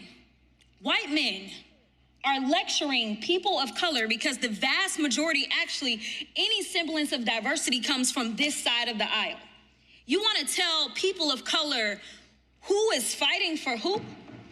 People of color do not feel comfortable or welcomed within your party. That's why you have to parade someone who has the name Dr. King attached to them so that people can be confused, because I have been reading the comments online and people are like, who is this Dr. King? Because you want them to believe that somehow she espouses who Dr. King was, yet you've yet to have MLK the third come in here. You've yet to have Dr. Bernice King, the ones that were actually raised by Dr. King, the ones that actually probably understand the teachings of Dr. King. And I just want to be clear, because I want to talk to y'all about what the Dr. King had to say about racism, so that y'all don't get it twisted and don't get it confused just because you see the name sitting in this room. Our nation was born in genocide when it embraced the doctrine that the original American, the Indian, was an inferior race. That was from his 1963 book, Why We Can't Wait. He also said, in the final analysis, racism is evil because its ultimate logic is genocide. If one says that I am not good enough to live next door to him, or to have a good, decent job, or to go to school with him merely because of my race, he is saying consciously or unconsciously that I do not deserve to exist. This was from his 1967 speech, The Other America. So just to be clear, y'all don't seem like y'all even understand what a hate organization is. So I went to Google to help you out. A hate group is an organized group whose beliefs, practices, and primary purpose are centered on advocating malice, hostility, or violence towards people based on their immutable race, religion, ethnicity, gender, sexual orientation, or disability. So I know some of y'all are, caping for Charlie Kirk, because I done heard y'all talk about his organization over and over and over. So I'm not finna play with anybody who's gonna play with my time. So I'm going directly to Miss McCord. Professor, let me put some respect on your name. All right, if I see a black pilot, I'm going to be like, boy, I hope he's qualified. Does that sound like a hater or not? That sounds like a racial stereotype. Okay, sounds good to me. We made a huge mistake when we passed the Civil Rights Act in the mid-1960s. That sounds like someone who still adheres to racist views. Okay. America has freedom of religion, of course, but we should be frank. Large, dedicated Islamic areas are a threat to America. That is someone who can't accept that America is a multiracial, multi-religious place. Okay, these all just happen to be comments from the fearless leader of Turning Point USA, so I could see where SPLC was going. I also think that it's so interesting that right now, just for those sitting at home, you may not know that Oversight is not having any hearings right now because the Republicans don't want to deal with the Epstein file, so they have shut down all of Oversight committee hearings, right? So we've got an indictment for SPLC. I have still yet to see an indictment on any Epstein defendant. Not a one, but okay. And we want to talk about what happened in Charlottesville, and we are so upset about Charlottesville. All of a sudden, I would be interested to know which one of you had something to say about Charlottesville when it happened, because I don't think that y'all were saying those same things. In fact, our fearless leader at the time said that there were pretty fine people on both sides. You were okay with the tiki torches. You were okay with it. But I digress. I'm going to move on to Texas in my last 24 seconds. In your testimony before the Texas House of Representatives, you read aloud a series of messages between you and other whistleblowers, basically explaining the corruption happening, directed by Attorney General Ken Paxton. On page 82, lines 5 through 11, you list all the corruption that Ken Paxton directed you and others to carry out, to quote, demanding that we investigate facially bogus charges, refusing to take our advice that there is no prosecutable offense, demanding that we hire outside counsel, and authorizing an improper fishing expedition. Is that correct? The time of the gentleman has expired. The gentleman can respond if he wants. My testimony from that proceeding stands for itself. Now, you heard Congressman Crockett that referred to Dr. King's children. One of the folks who testified was Dr. Alveda King, the daughter of the late civil rights activist, Reverend A.D. King. He was the brother of Dr. King, and she, of course, Dr. King's niece. She got into a heated debate with Congressman Jamie Raskin. Ms. McCord, our colleagues invoked the fact that the SPLC had an informant in a white nationalist group at the infamous Unite the Right rally in August of 2017 in Charlottesville as some kind of indictment of the SPLC. But didn't that SPLC informant create the information that allowed the SPLC to send 3 different FBI field offices a 45-page memorandum warning of planned violence and the potential for violence at this extremist confab? That is the facts that have been represented in court. Mr. Fair, is it true that the SPLC sent a memo based on that informant's work to 3 different FBI field offices? Yes, it is. Okay. The chairman spoke with some indignation about the fact that there were $3 million or $4 million spent giving to undercover informants to try to expose the work of the extremist groups, as in Charlottesville in 2017, where Heather Heyer was killed by a fanatic racist. I'm just curious how the members of the panel feel about this proposed $1.776 billion political slush fund set up for the Proud Boys, the Oath Keepers, and other convicted criminals and rioters from January 6th. Do you think that that fund should be shut down and any other similar fund, Mr. Fair? Yeah, yes or no? Yes, I do. Dr. King, do you agree that that should be shut down? I will not speak on whether that particular fund should be shut down. Or any such fund. I think some of these slush funds that SPLC is using. Okay, but my question is about the one proposed by Todd Blanche. It's a yes or no? I will not answer on it. Okay. I think Mr. they Banger, need to stop killing the babies and cutting the penises off. And so any slush fund is I have limited time. We can money in that is the problem. Mr. Banger, do you believe that the $1.776 billion political slush fund should be shut down and any similar fund? I think that's a question for Congress to answer. Okay, and Professor McCord, what do you think? Should that political slush fund be shut down? Yes, it should. And any similar slush fund? Yes, it should. Okay. So the conceit of the prosecution, this whole hearing, the whole attack on the SPLC is that there's some contradiction between fighting against extremist hate and racism for decades and then sending people undercover as informants to find out what these groups are doing. Do you agree that there's a contradiction, Professor McCord? I agree that it is a very useful law enforcement tool to use informants and cooperators to learn more, not just about hate groups and potential domestic violent extremism, but also as a tool to dismantle drug trafficking groups and human trafficking groups. So if the FBI sent someone undercover to expose a mafia organization, narco traffickers, international human traffickers, that wouldn't mean that the FBI is supporting those groups, would it? That's correct. Okay. As a matter of law, and as a matter of fact, can you have a criminal fraud if there are no victims of the fraud? To have a criminal fraud, you have to have made statements and fraudulently to induce some activity. And if it did not induce some sort of activity, like a gift or donation, then there is no fraud. Well, what I don't understand is that suddenly, out of the blue, there's a claim that the Southern Poverty Law Center is engaged in fraud because it's been extremely effective.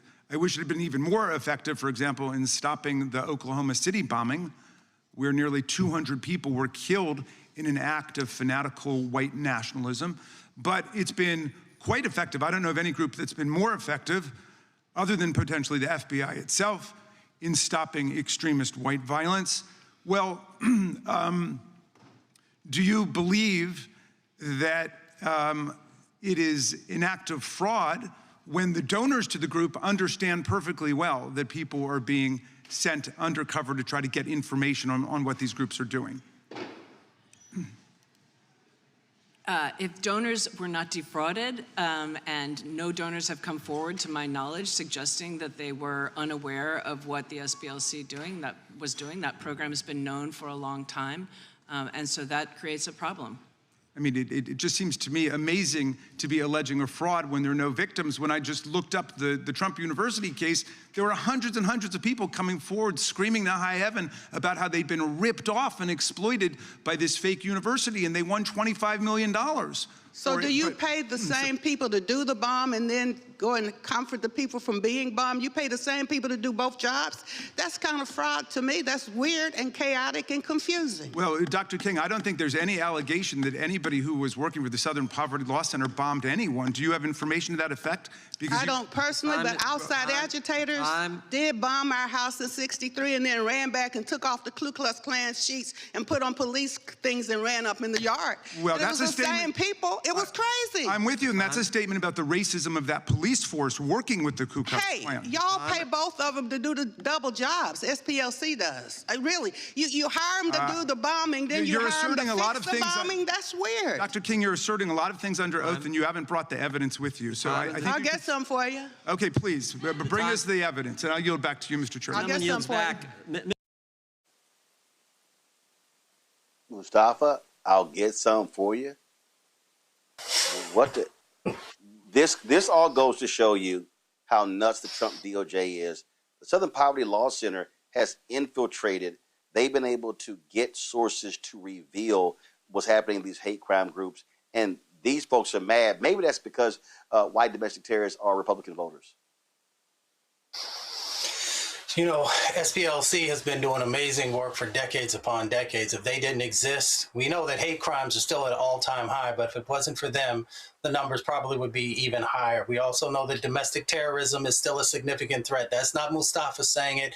That is law enforcement that continues to say it. And if you didn't have an organization like SPLC, you know, then we know that we could have even greater sets of impacts that are going on out there. The last thing is, you know, folks know who they're bringing to testify. I mean, I worked for John Conyers when he was chairman of the Judiciary Committee.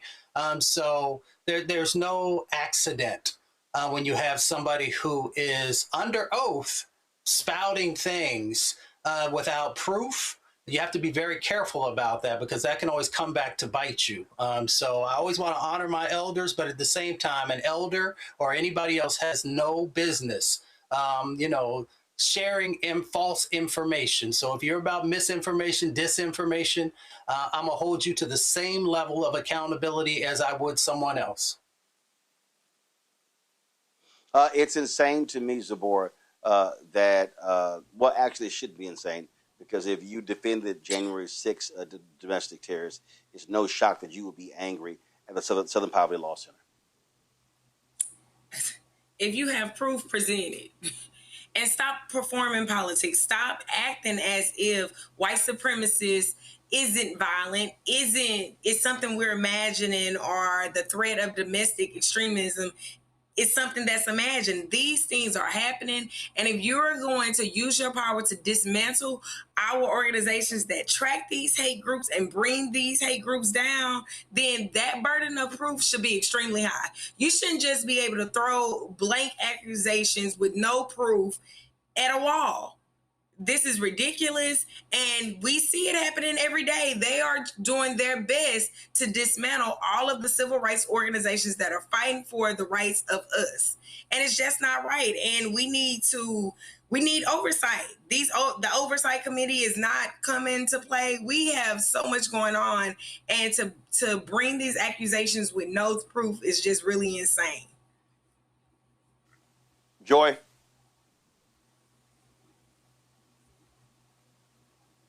It's the fact that they're being attacked right now. And so, frankly, go SPLC.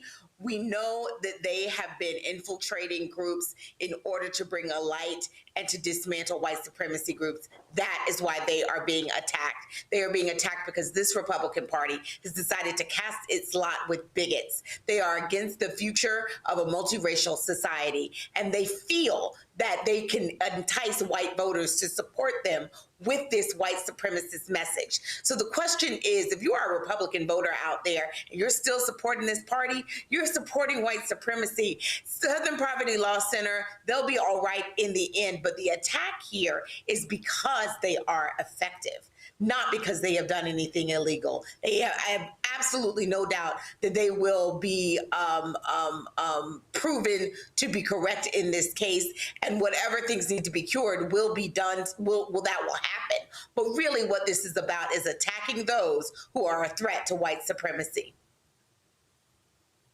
Yep, that is exactly the case. All right, folks, let's go to South Carolina, where Republicans there are seeking to, frankly, defund South Carolina State after they rescinded the invitation for the MAGA Lieutenant Governor, Pamela Yvette, to speak at commencement. Now, Republican lawmakers there again are discussing pulling back funding from the state's only publicly funded HBCU. South Carolina State University representatives, SCSU alumni, and former SCSU board member Hamilton Grant joins us. Here's what's crazy here. Okay, so this is a state school. You're mad that the state, that the institution took the position, and that was because students were protesting, others were protesting, and so therefore, university administration pulled this. So basically, what they're saying is, screw taxpayers, screw all the black people in South Carolina who pay taxes to the state. We're going to act like some petulant children and now deprive South Carolina State of needed resources because our feelings are hurt. Absolutely, and thank you for having me, Roland. I think Republicans forget that South Carolina State University is a state school, which means the buildings that are campus are owned by the state of South Carolina. So in their attempt to try to withhold funding as some kind of action of retaliation, they are in sense holding money from themselves, right? And so I think they fail to remember that hurting South Carolina State University from holding back funds is actually going to hurt them as well. And when you look at the names of those individuals that are on that letter, these are all people that are auditioning to be the potential running mate of the lieutenant governor. We'll see how tonight's primary election results go, but all of them want to be in a position of power because they see Lieutenant Governor Yvette as a front runner. So listen, when this came up last time and those same people made those calls and we came back to discuss a portion of the budget, there were 0 amendments added to the desk. So they weren't even serious about this. This is political theater, and we got to stop playing games with our universities when it comes to funding. Okay, the reality is they could actually do this. And so how are you and others fighting back to make sure that South Carolina State doesn't get penalized? We're doing everything we can to fight back, Roland. And the reality is, you're right. They could try to pull our bluff on this, which is why we need to make sure that after tonight's primary results, we keep the momentum going into November. The only way that we can stop this from happening is make sure that Democrats flip seats in these contested races across the state of South Carolina.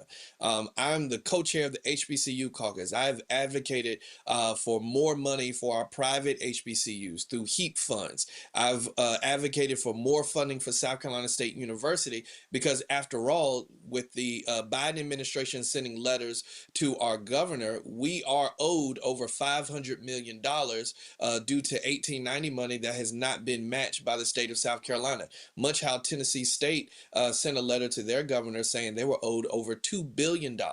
So we're having this whole conversation again about removing funds from the budget of South Carolina Carolina State, but I believe that there are good people who are in the House of Representatives, who are in the Senate, that recognize the potential of South Carolina State University. And just as we said no to Donald Trump on redistricting, they'll say no to this terrible idea of defunding South Carolina State University. What do you want the public to do? I want the public to understand that what this is doing is hurting not only to students, but is hurting the economic impact of the state of South Carolina. When you look at the greatness of South Carolina State University and what we produce in terms of our JROTC, the Bulldog Battalion, and how many officers that we put into the military, second behind West Point. When you look at our athletics and we lead the state in 4 NFL Hall of Famers. When you look at our accredited engineering program, when you look at all the people like Congressman Clyburn, who are graduates of South Carolina State University, taking away from the school's funding will hurt the state. What we are to the United States of America in various capacities helps build the profile of South Carolina. And taking money away does not help these students. And so what I want the public to understand is apply pressure. We see what pressure can do in redistricting. We put out an all hands on deck call to make sure that everybody voted on the first day of early voting. And over 56,000 South Carolinians, which ultimately made it hard for Republicans to move forward. When we see that kind of engagement happening with our people, particularly with African Americans, we understand that things can be stopped. And so while we have this fueled re-engagement and sense of energy in the state of South Carolina, let's look past redistricting and let's also look at all of the other things that are happening in this state, from funding to our HBCUs, to healthcare, to everything in between. So let's keep applying the pressure and letting them know we're not having that in South Carolina. All right, then. Hamilton Grant, we really appreciate it. Thanks a lot. Thank you, Roland. Folks, going to a break. We come back. Shop BlackStarNetwork.com. All right, folks, let me tell you about Chapter. Now, if you're in Medicare or about to be, the system is not set up to work for you. Too much fine print, too many plans, and too many people making money off of your confusion. And look, we're used to this. We're no strangers to systems that don't have our best interests at heart. But we don't have to accept it when it comes to Medicare. That's why I'm telling you about Chapter. Their advisors are independent and honest. In fact, they're the only Medicare advisors that compare every plan nationwide. And they're focused on one thing: what works for you. If there's a better plan out there, they'll find it. If you're already in the right one, they'll tell you that too. There are no games. Just last year, people who switched with Chapter saved an average of $1,100. It's 20 minutes and a real person. It's completely free. My parents actually have already called. My mom sent me a text. Folks, give Chapter a call at 724-264-8281, 724-264-8281, and connect with someone you can trust. Folks, these are the kind of services that we need for our audience here at Roland Martin Unfiltered and the Black Star Network. So call Chapter right now, 724-264-8281. My name is Bill Duke, and you're watching Roland Martin Unfiltered.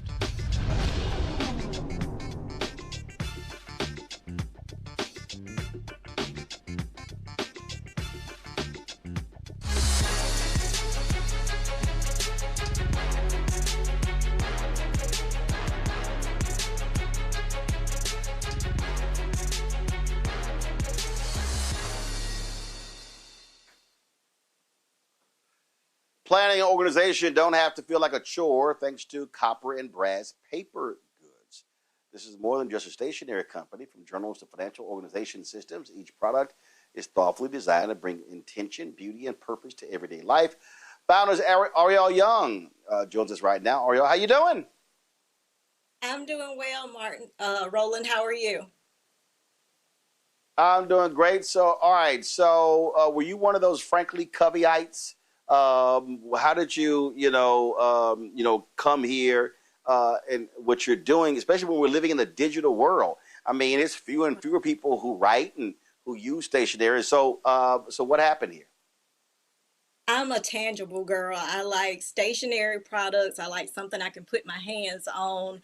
From an early age, my mom exposed me to lots of stationery, specifically Lisa Frank. So I always say I'm the Black Lisa Frank. I come with personality, creativity, and lots of color, products that affirm Black women and offer moments of Black woman joy.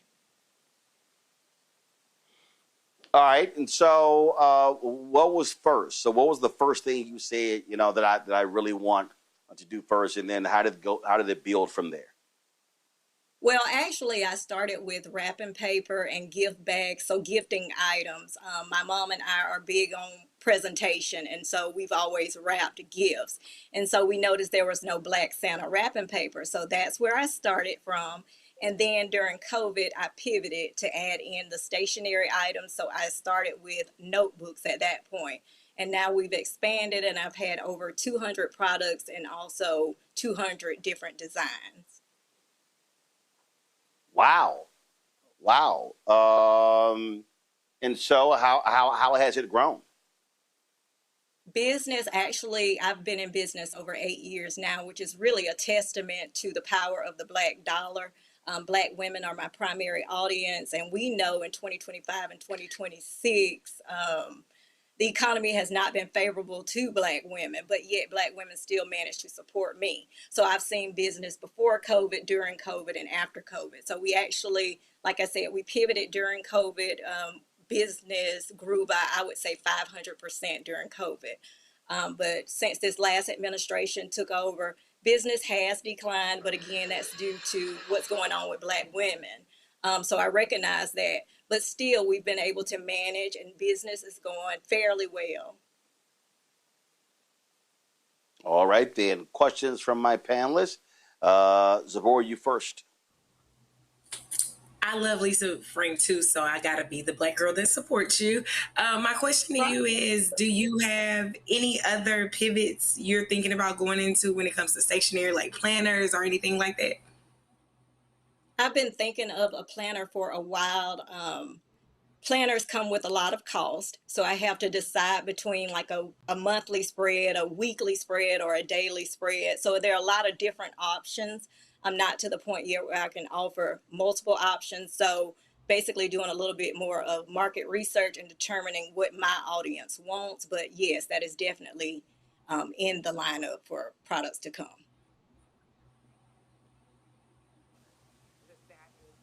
Joy. I love the products that you have. I look forward to discovering them more. It's what I love about this segment. I discover brands I haven't, discovered before. Who's picking you up? And apologies if you said it. I'm having a little difficulty. I might have missed it. Beyond the Black Star Network, what other vendors, where else, are you being placed right now? I'm primarily online through my website, copperandbrass.net, and also I'm on Shop Red Bag and also Black Star Network at this point. I have been in some major retailers in the past, but not right now. I've been featured on several different morning shows and also had product placement on several different sitcoms as well. Well, I'm just going to follow up to say, I hope that you're hitting all the sororities and the links and all those vendors and conferences throughout this year and in future years, because I know they'll be eating up your products. I previously held licenses for well over 50 HBCUs. I'm a Spelman woman. So my first notebook was a Spelman notebook, and I've covered, like I said, well over 50 HBCUs, and that was huge for my company. Yeah. Mustafa. Yeah. Well, congratulations. I love the vibrancy of your images that you have. Can you talk a little bit about how you make the choices of what you're going to bring forward? Yes. So I'm not an artist, so I do have a team of artists, but I come up with all the color schemes, the ideas, and everything. And I just look at our village, I look at our community, and I see what we want or what we need. I pride myself on predicting what people need before they even know they need it. So I'm trying to fill in the gaps in that manner. So of course I have notebooks or products for teachers, for women in healthcare, and also just products that bring positivity. I feel like we have a lot of representation, but not necessarily positive representation. And I always want to put out something that's affirming and positive and uplifting to our community, because there's not enough of that available. All right, folks, so go to shop. I want you to go to shopblackstarnetwork.com. If you go to the website, you'll see all of the various products right there that's on the website. So check out copper and brass paper goods by going to shopblackstarnetwork.com and stock up on stationery and all the other items that Ariel has there. We certainly appreciate it. Thanks a lot. Good luck. Thank you. I appreciate it. All right, folks, we often talk about the importance of voting on this show, and we try to connect the dots and make it plain and get people to understand how these things work. Well, what happens when a preacher incorporates that concept into his sermon and just makes that whole thing plain? Well, that's what Alfred Street Baptist Church Senior Pastor Howard John Wesley did, and check this out. You want to know who really betrays you? People who see what's happening is wrong, and they're too scared to say it's wrong. You know who sells you out?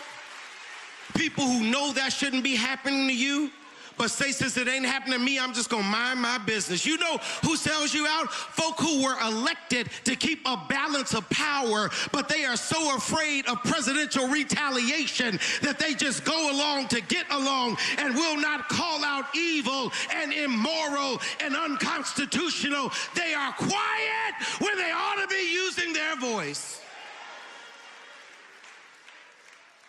We've been sold out by folk who will not use their voice.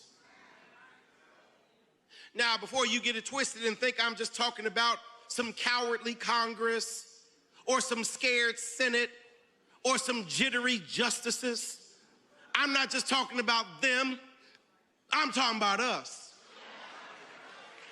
Because some of us have betrayed us by not using our voice in order to help us. If you don't vote, you have sold us out.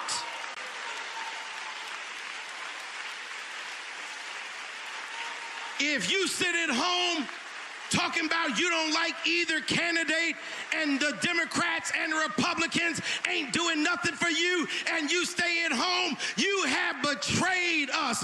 If the only time you voted was to make marijuana legal, you sold us out.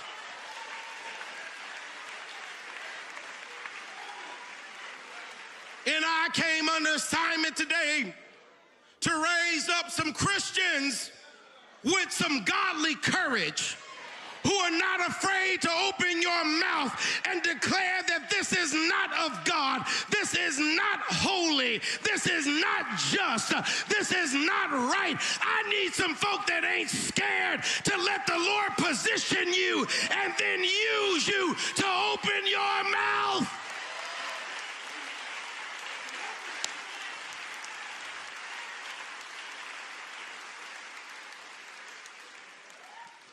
Can I push it?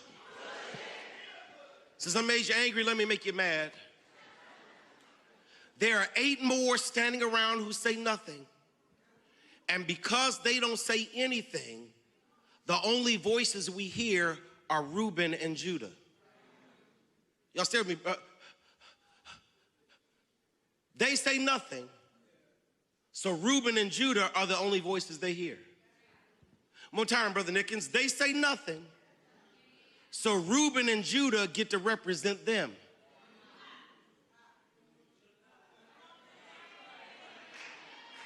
Because when you don't say anything, they get to pick who represents you. Come here. And everybody can't speak for us. Listen, if you ain't got no melanin in your skin, close your ear real quick. suntan folk, let me tell you something. All your skin folk ain't your kin folk. And everybody who's your color ain't your kind. And everybody who look like you ain't with you. And some people can't speak for us, and that is part of the problem of where we sit today, because we have been misrepresented by celebrities and entertainers who've been manipulated by money to stand on a counterproductive agenda and have become pimped false representatives of who we are. I'm gonna say it again, and before I take some from it, I'm gonna add to it. We have been misrepresented by celebrities and entertainers who've been manipulated by money to betray their own people. Since I quoted Dr. King, let me quote Brother Malcolm. Brother Malcolm said this: only in the black community do we allow our entertainers to be presented as our political leaders when they are uninformed and ignorant. Let me say that again. Only in the black community do we allow entertainers to be presented as political leaders. So I came by to declare, I don't care what celebrity status you have, if your opinion is uninformed, you don't speak for me. I don't care if your album went platinum, if you got a Heisman Trophy, if you signed a contract to be a football commentator. If you make people laugh, it doesn't mean you make sense.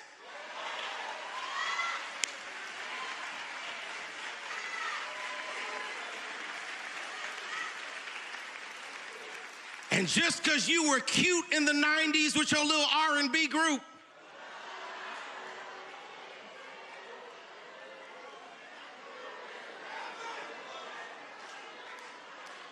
does not mean you get to speak for me.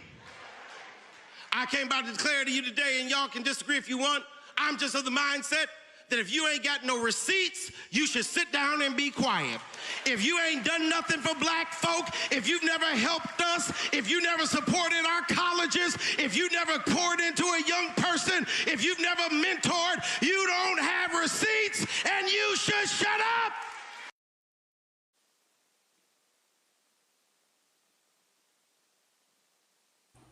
Well, go ahead, Kappa Howard John Wesley.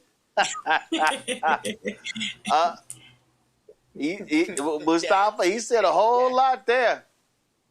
Yes, he did. He did. He dropped truth on folks, and that's what we need more of. Folks who are, in our religious institutions, but everyday folks also. You have a voice. You got to use your voice. And since I first came onto the network, I have said you have power unless you give it away, and we need to stop giving our power away. Absolutely. Joy? Roland, one of the things I love about your show is you speak truth to power. It is the individual out there who didn't vote. It is the celebrity who is being paid to disenfranchise and lead people astray. It's our civil rights leaders sometimes who don't do all the things that they need to do and are, sometimes more interested in being invited to the table than they are turning it over. It's all of that. And if there's any benefit from this season where we've been presented with Donald Trump, it's that we have to see, where we need work in all spaces. It's not just white people that are our problem. It's not just white men that are our problem. It's sometimes us. And it's our comfort level that's our problem. And the fact that we left a lot of people behind and we're too afraid to speak out on their behalf and tell the truth because we wanted to protect our own comfort. And that even includes me. So right now we have a second chance. The Lord has given us a second chance. And we have to use it. We have to use our voice. You better be in this, or you better be in this game, or trust me, it'll be played unusable. I find myself remembering every old saying my grandfather said, if you don't stand for something, you fall for anything. And we have to understand that it's our responsibility. It starts with us. We're watching our voting rights, disability rights, diversity, equity, inclusion, accessibility.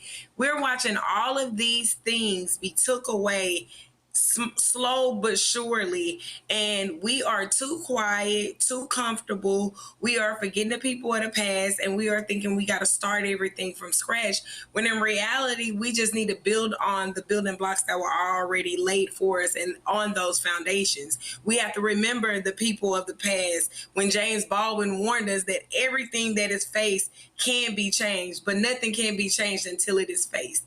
We have to know those things. We have to know what these people that were giants before us, whether it was a biblical giant or whether it was a Black civil rights leader that was really leading us. We got to tap into those and just know that it's our time.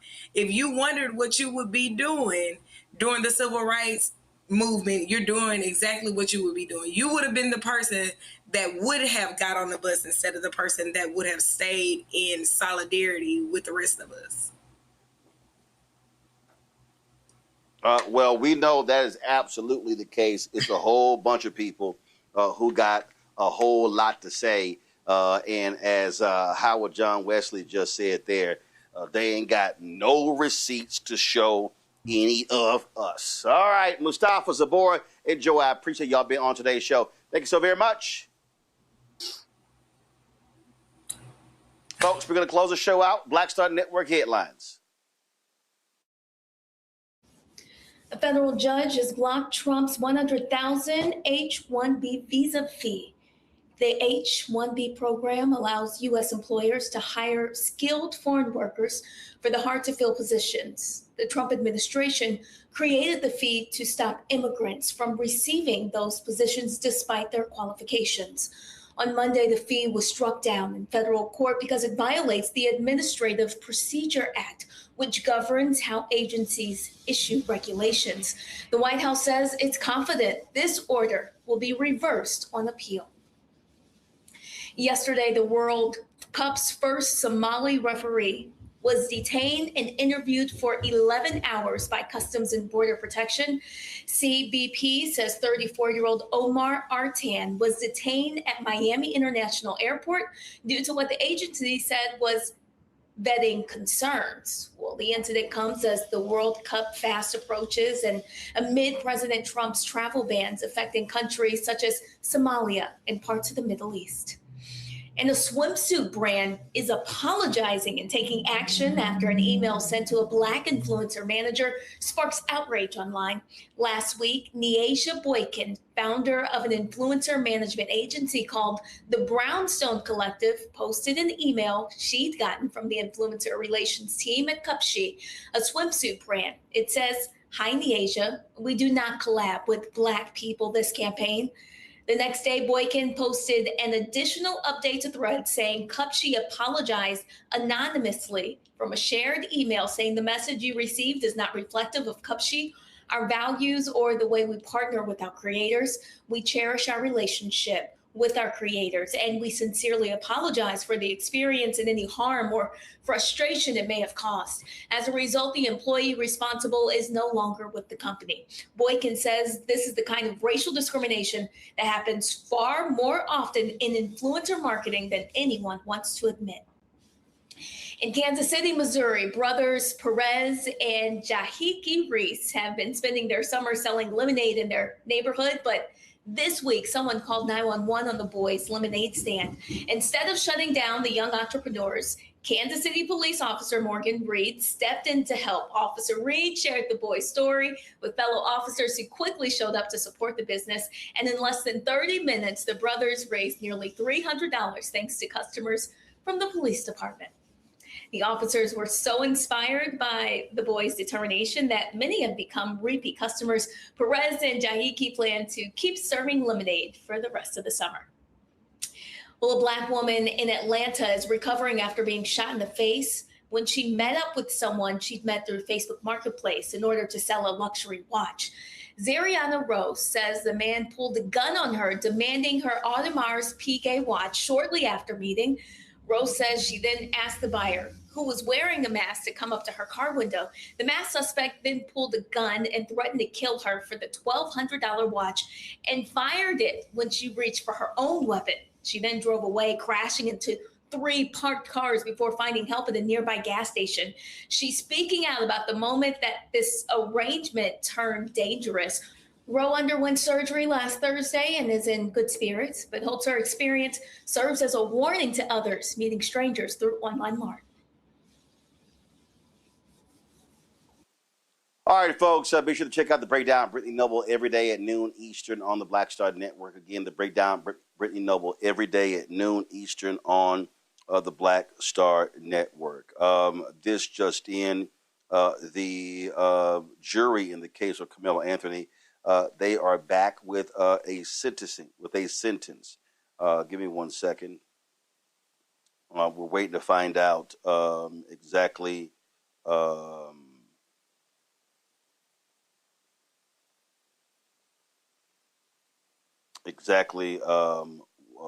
what that is. And again, the reaction has been extremely swift. 1 second. Let's see here. Again, we're waiting to see exactly what the sentencing is going to be for Karmelo Anthony. We also are looking at a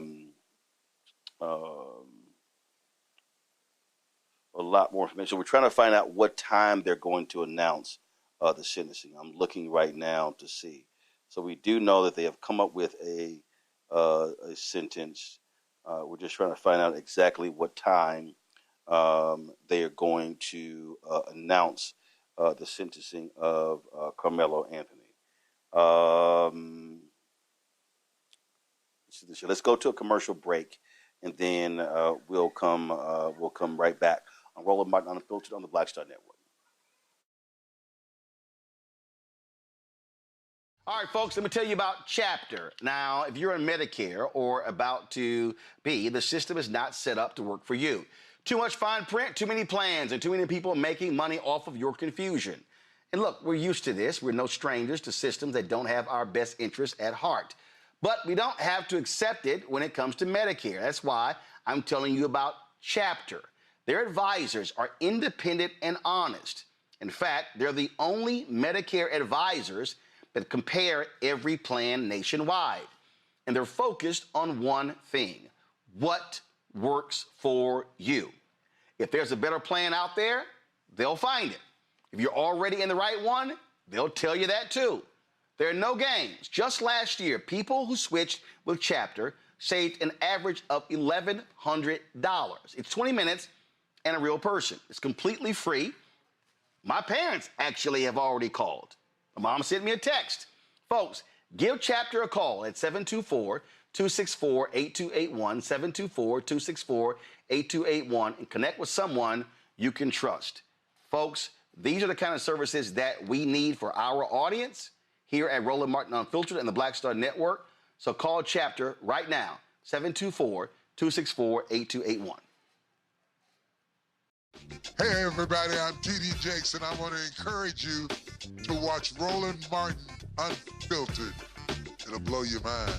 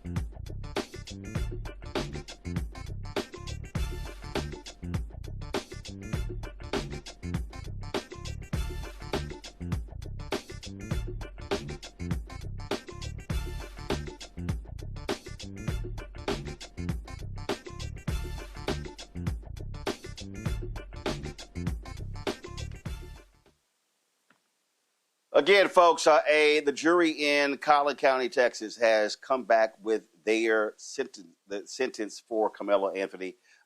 We have not heard from the court what time that is going to be announced.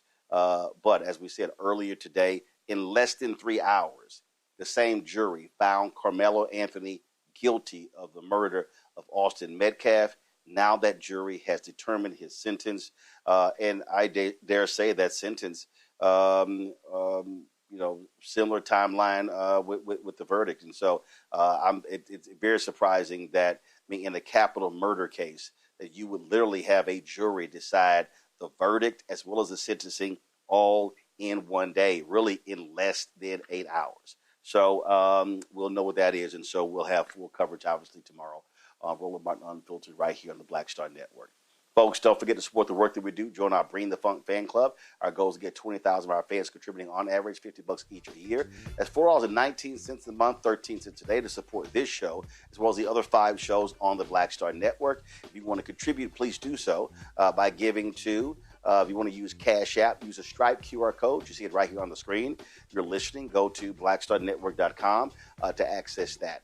Checks and money order, make it payable to Roland Martin Unfiltered, P.O. Box 57196, Washington, D.C., 20037, that's 0196. PayPal's R. Martin Unfiltered, Venmo's RM Unfiltered, Zelle, Roland at RolandSMartin.com, Roland at RolandMartinUnfiltered.com. Let me shout out Dwight Lamar, Vanessa Clark, also, let's see here, Henry Poli, as well as Charles McLaughlin for their contributions to the show. Let me also shout out Sarah Wamers, Deborah Joshua, Anthony Skinner. Let me also shout out Sean McCullers. And let's see here. Give me one second. Bruce Perkins, Chris Dotson as well. So let me shout out all of them. Kim Gain as well. All of them for supporting Roland Martin Unfiltered. You want to download the Black Star Network app, Apple phone, Android phone, Apple TV, Android TV, Roku, Amazon Fire TV, Samsung Smart TV. Be sure to get our Roland Martin Unfiltered Black Star Network swag by going to shopblackstarnetwork.com, shopblackstarnetwork.com. Support the Black-owned products that you see on our marketplace segment. When you buy products from them, you're also supporting the show as well. So go to shopblackstarnetwork.com. Download the app Fan Base. Follow me at Roland S. Martin, please. And we certainly appreciate that as well. Folks, that's it. I will be live tomorrow from Nashville, Tennessee, right here. Roland Martin Unfiltered on the Black Star Network. Holla!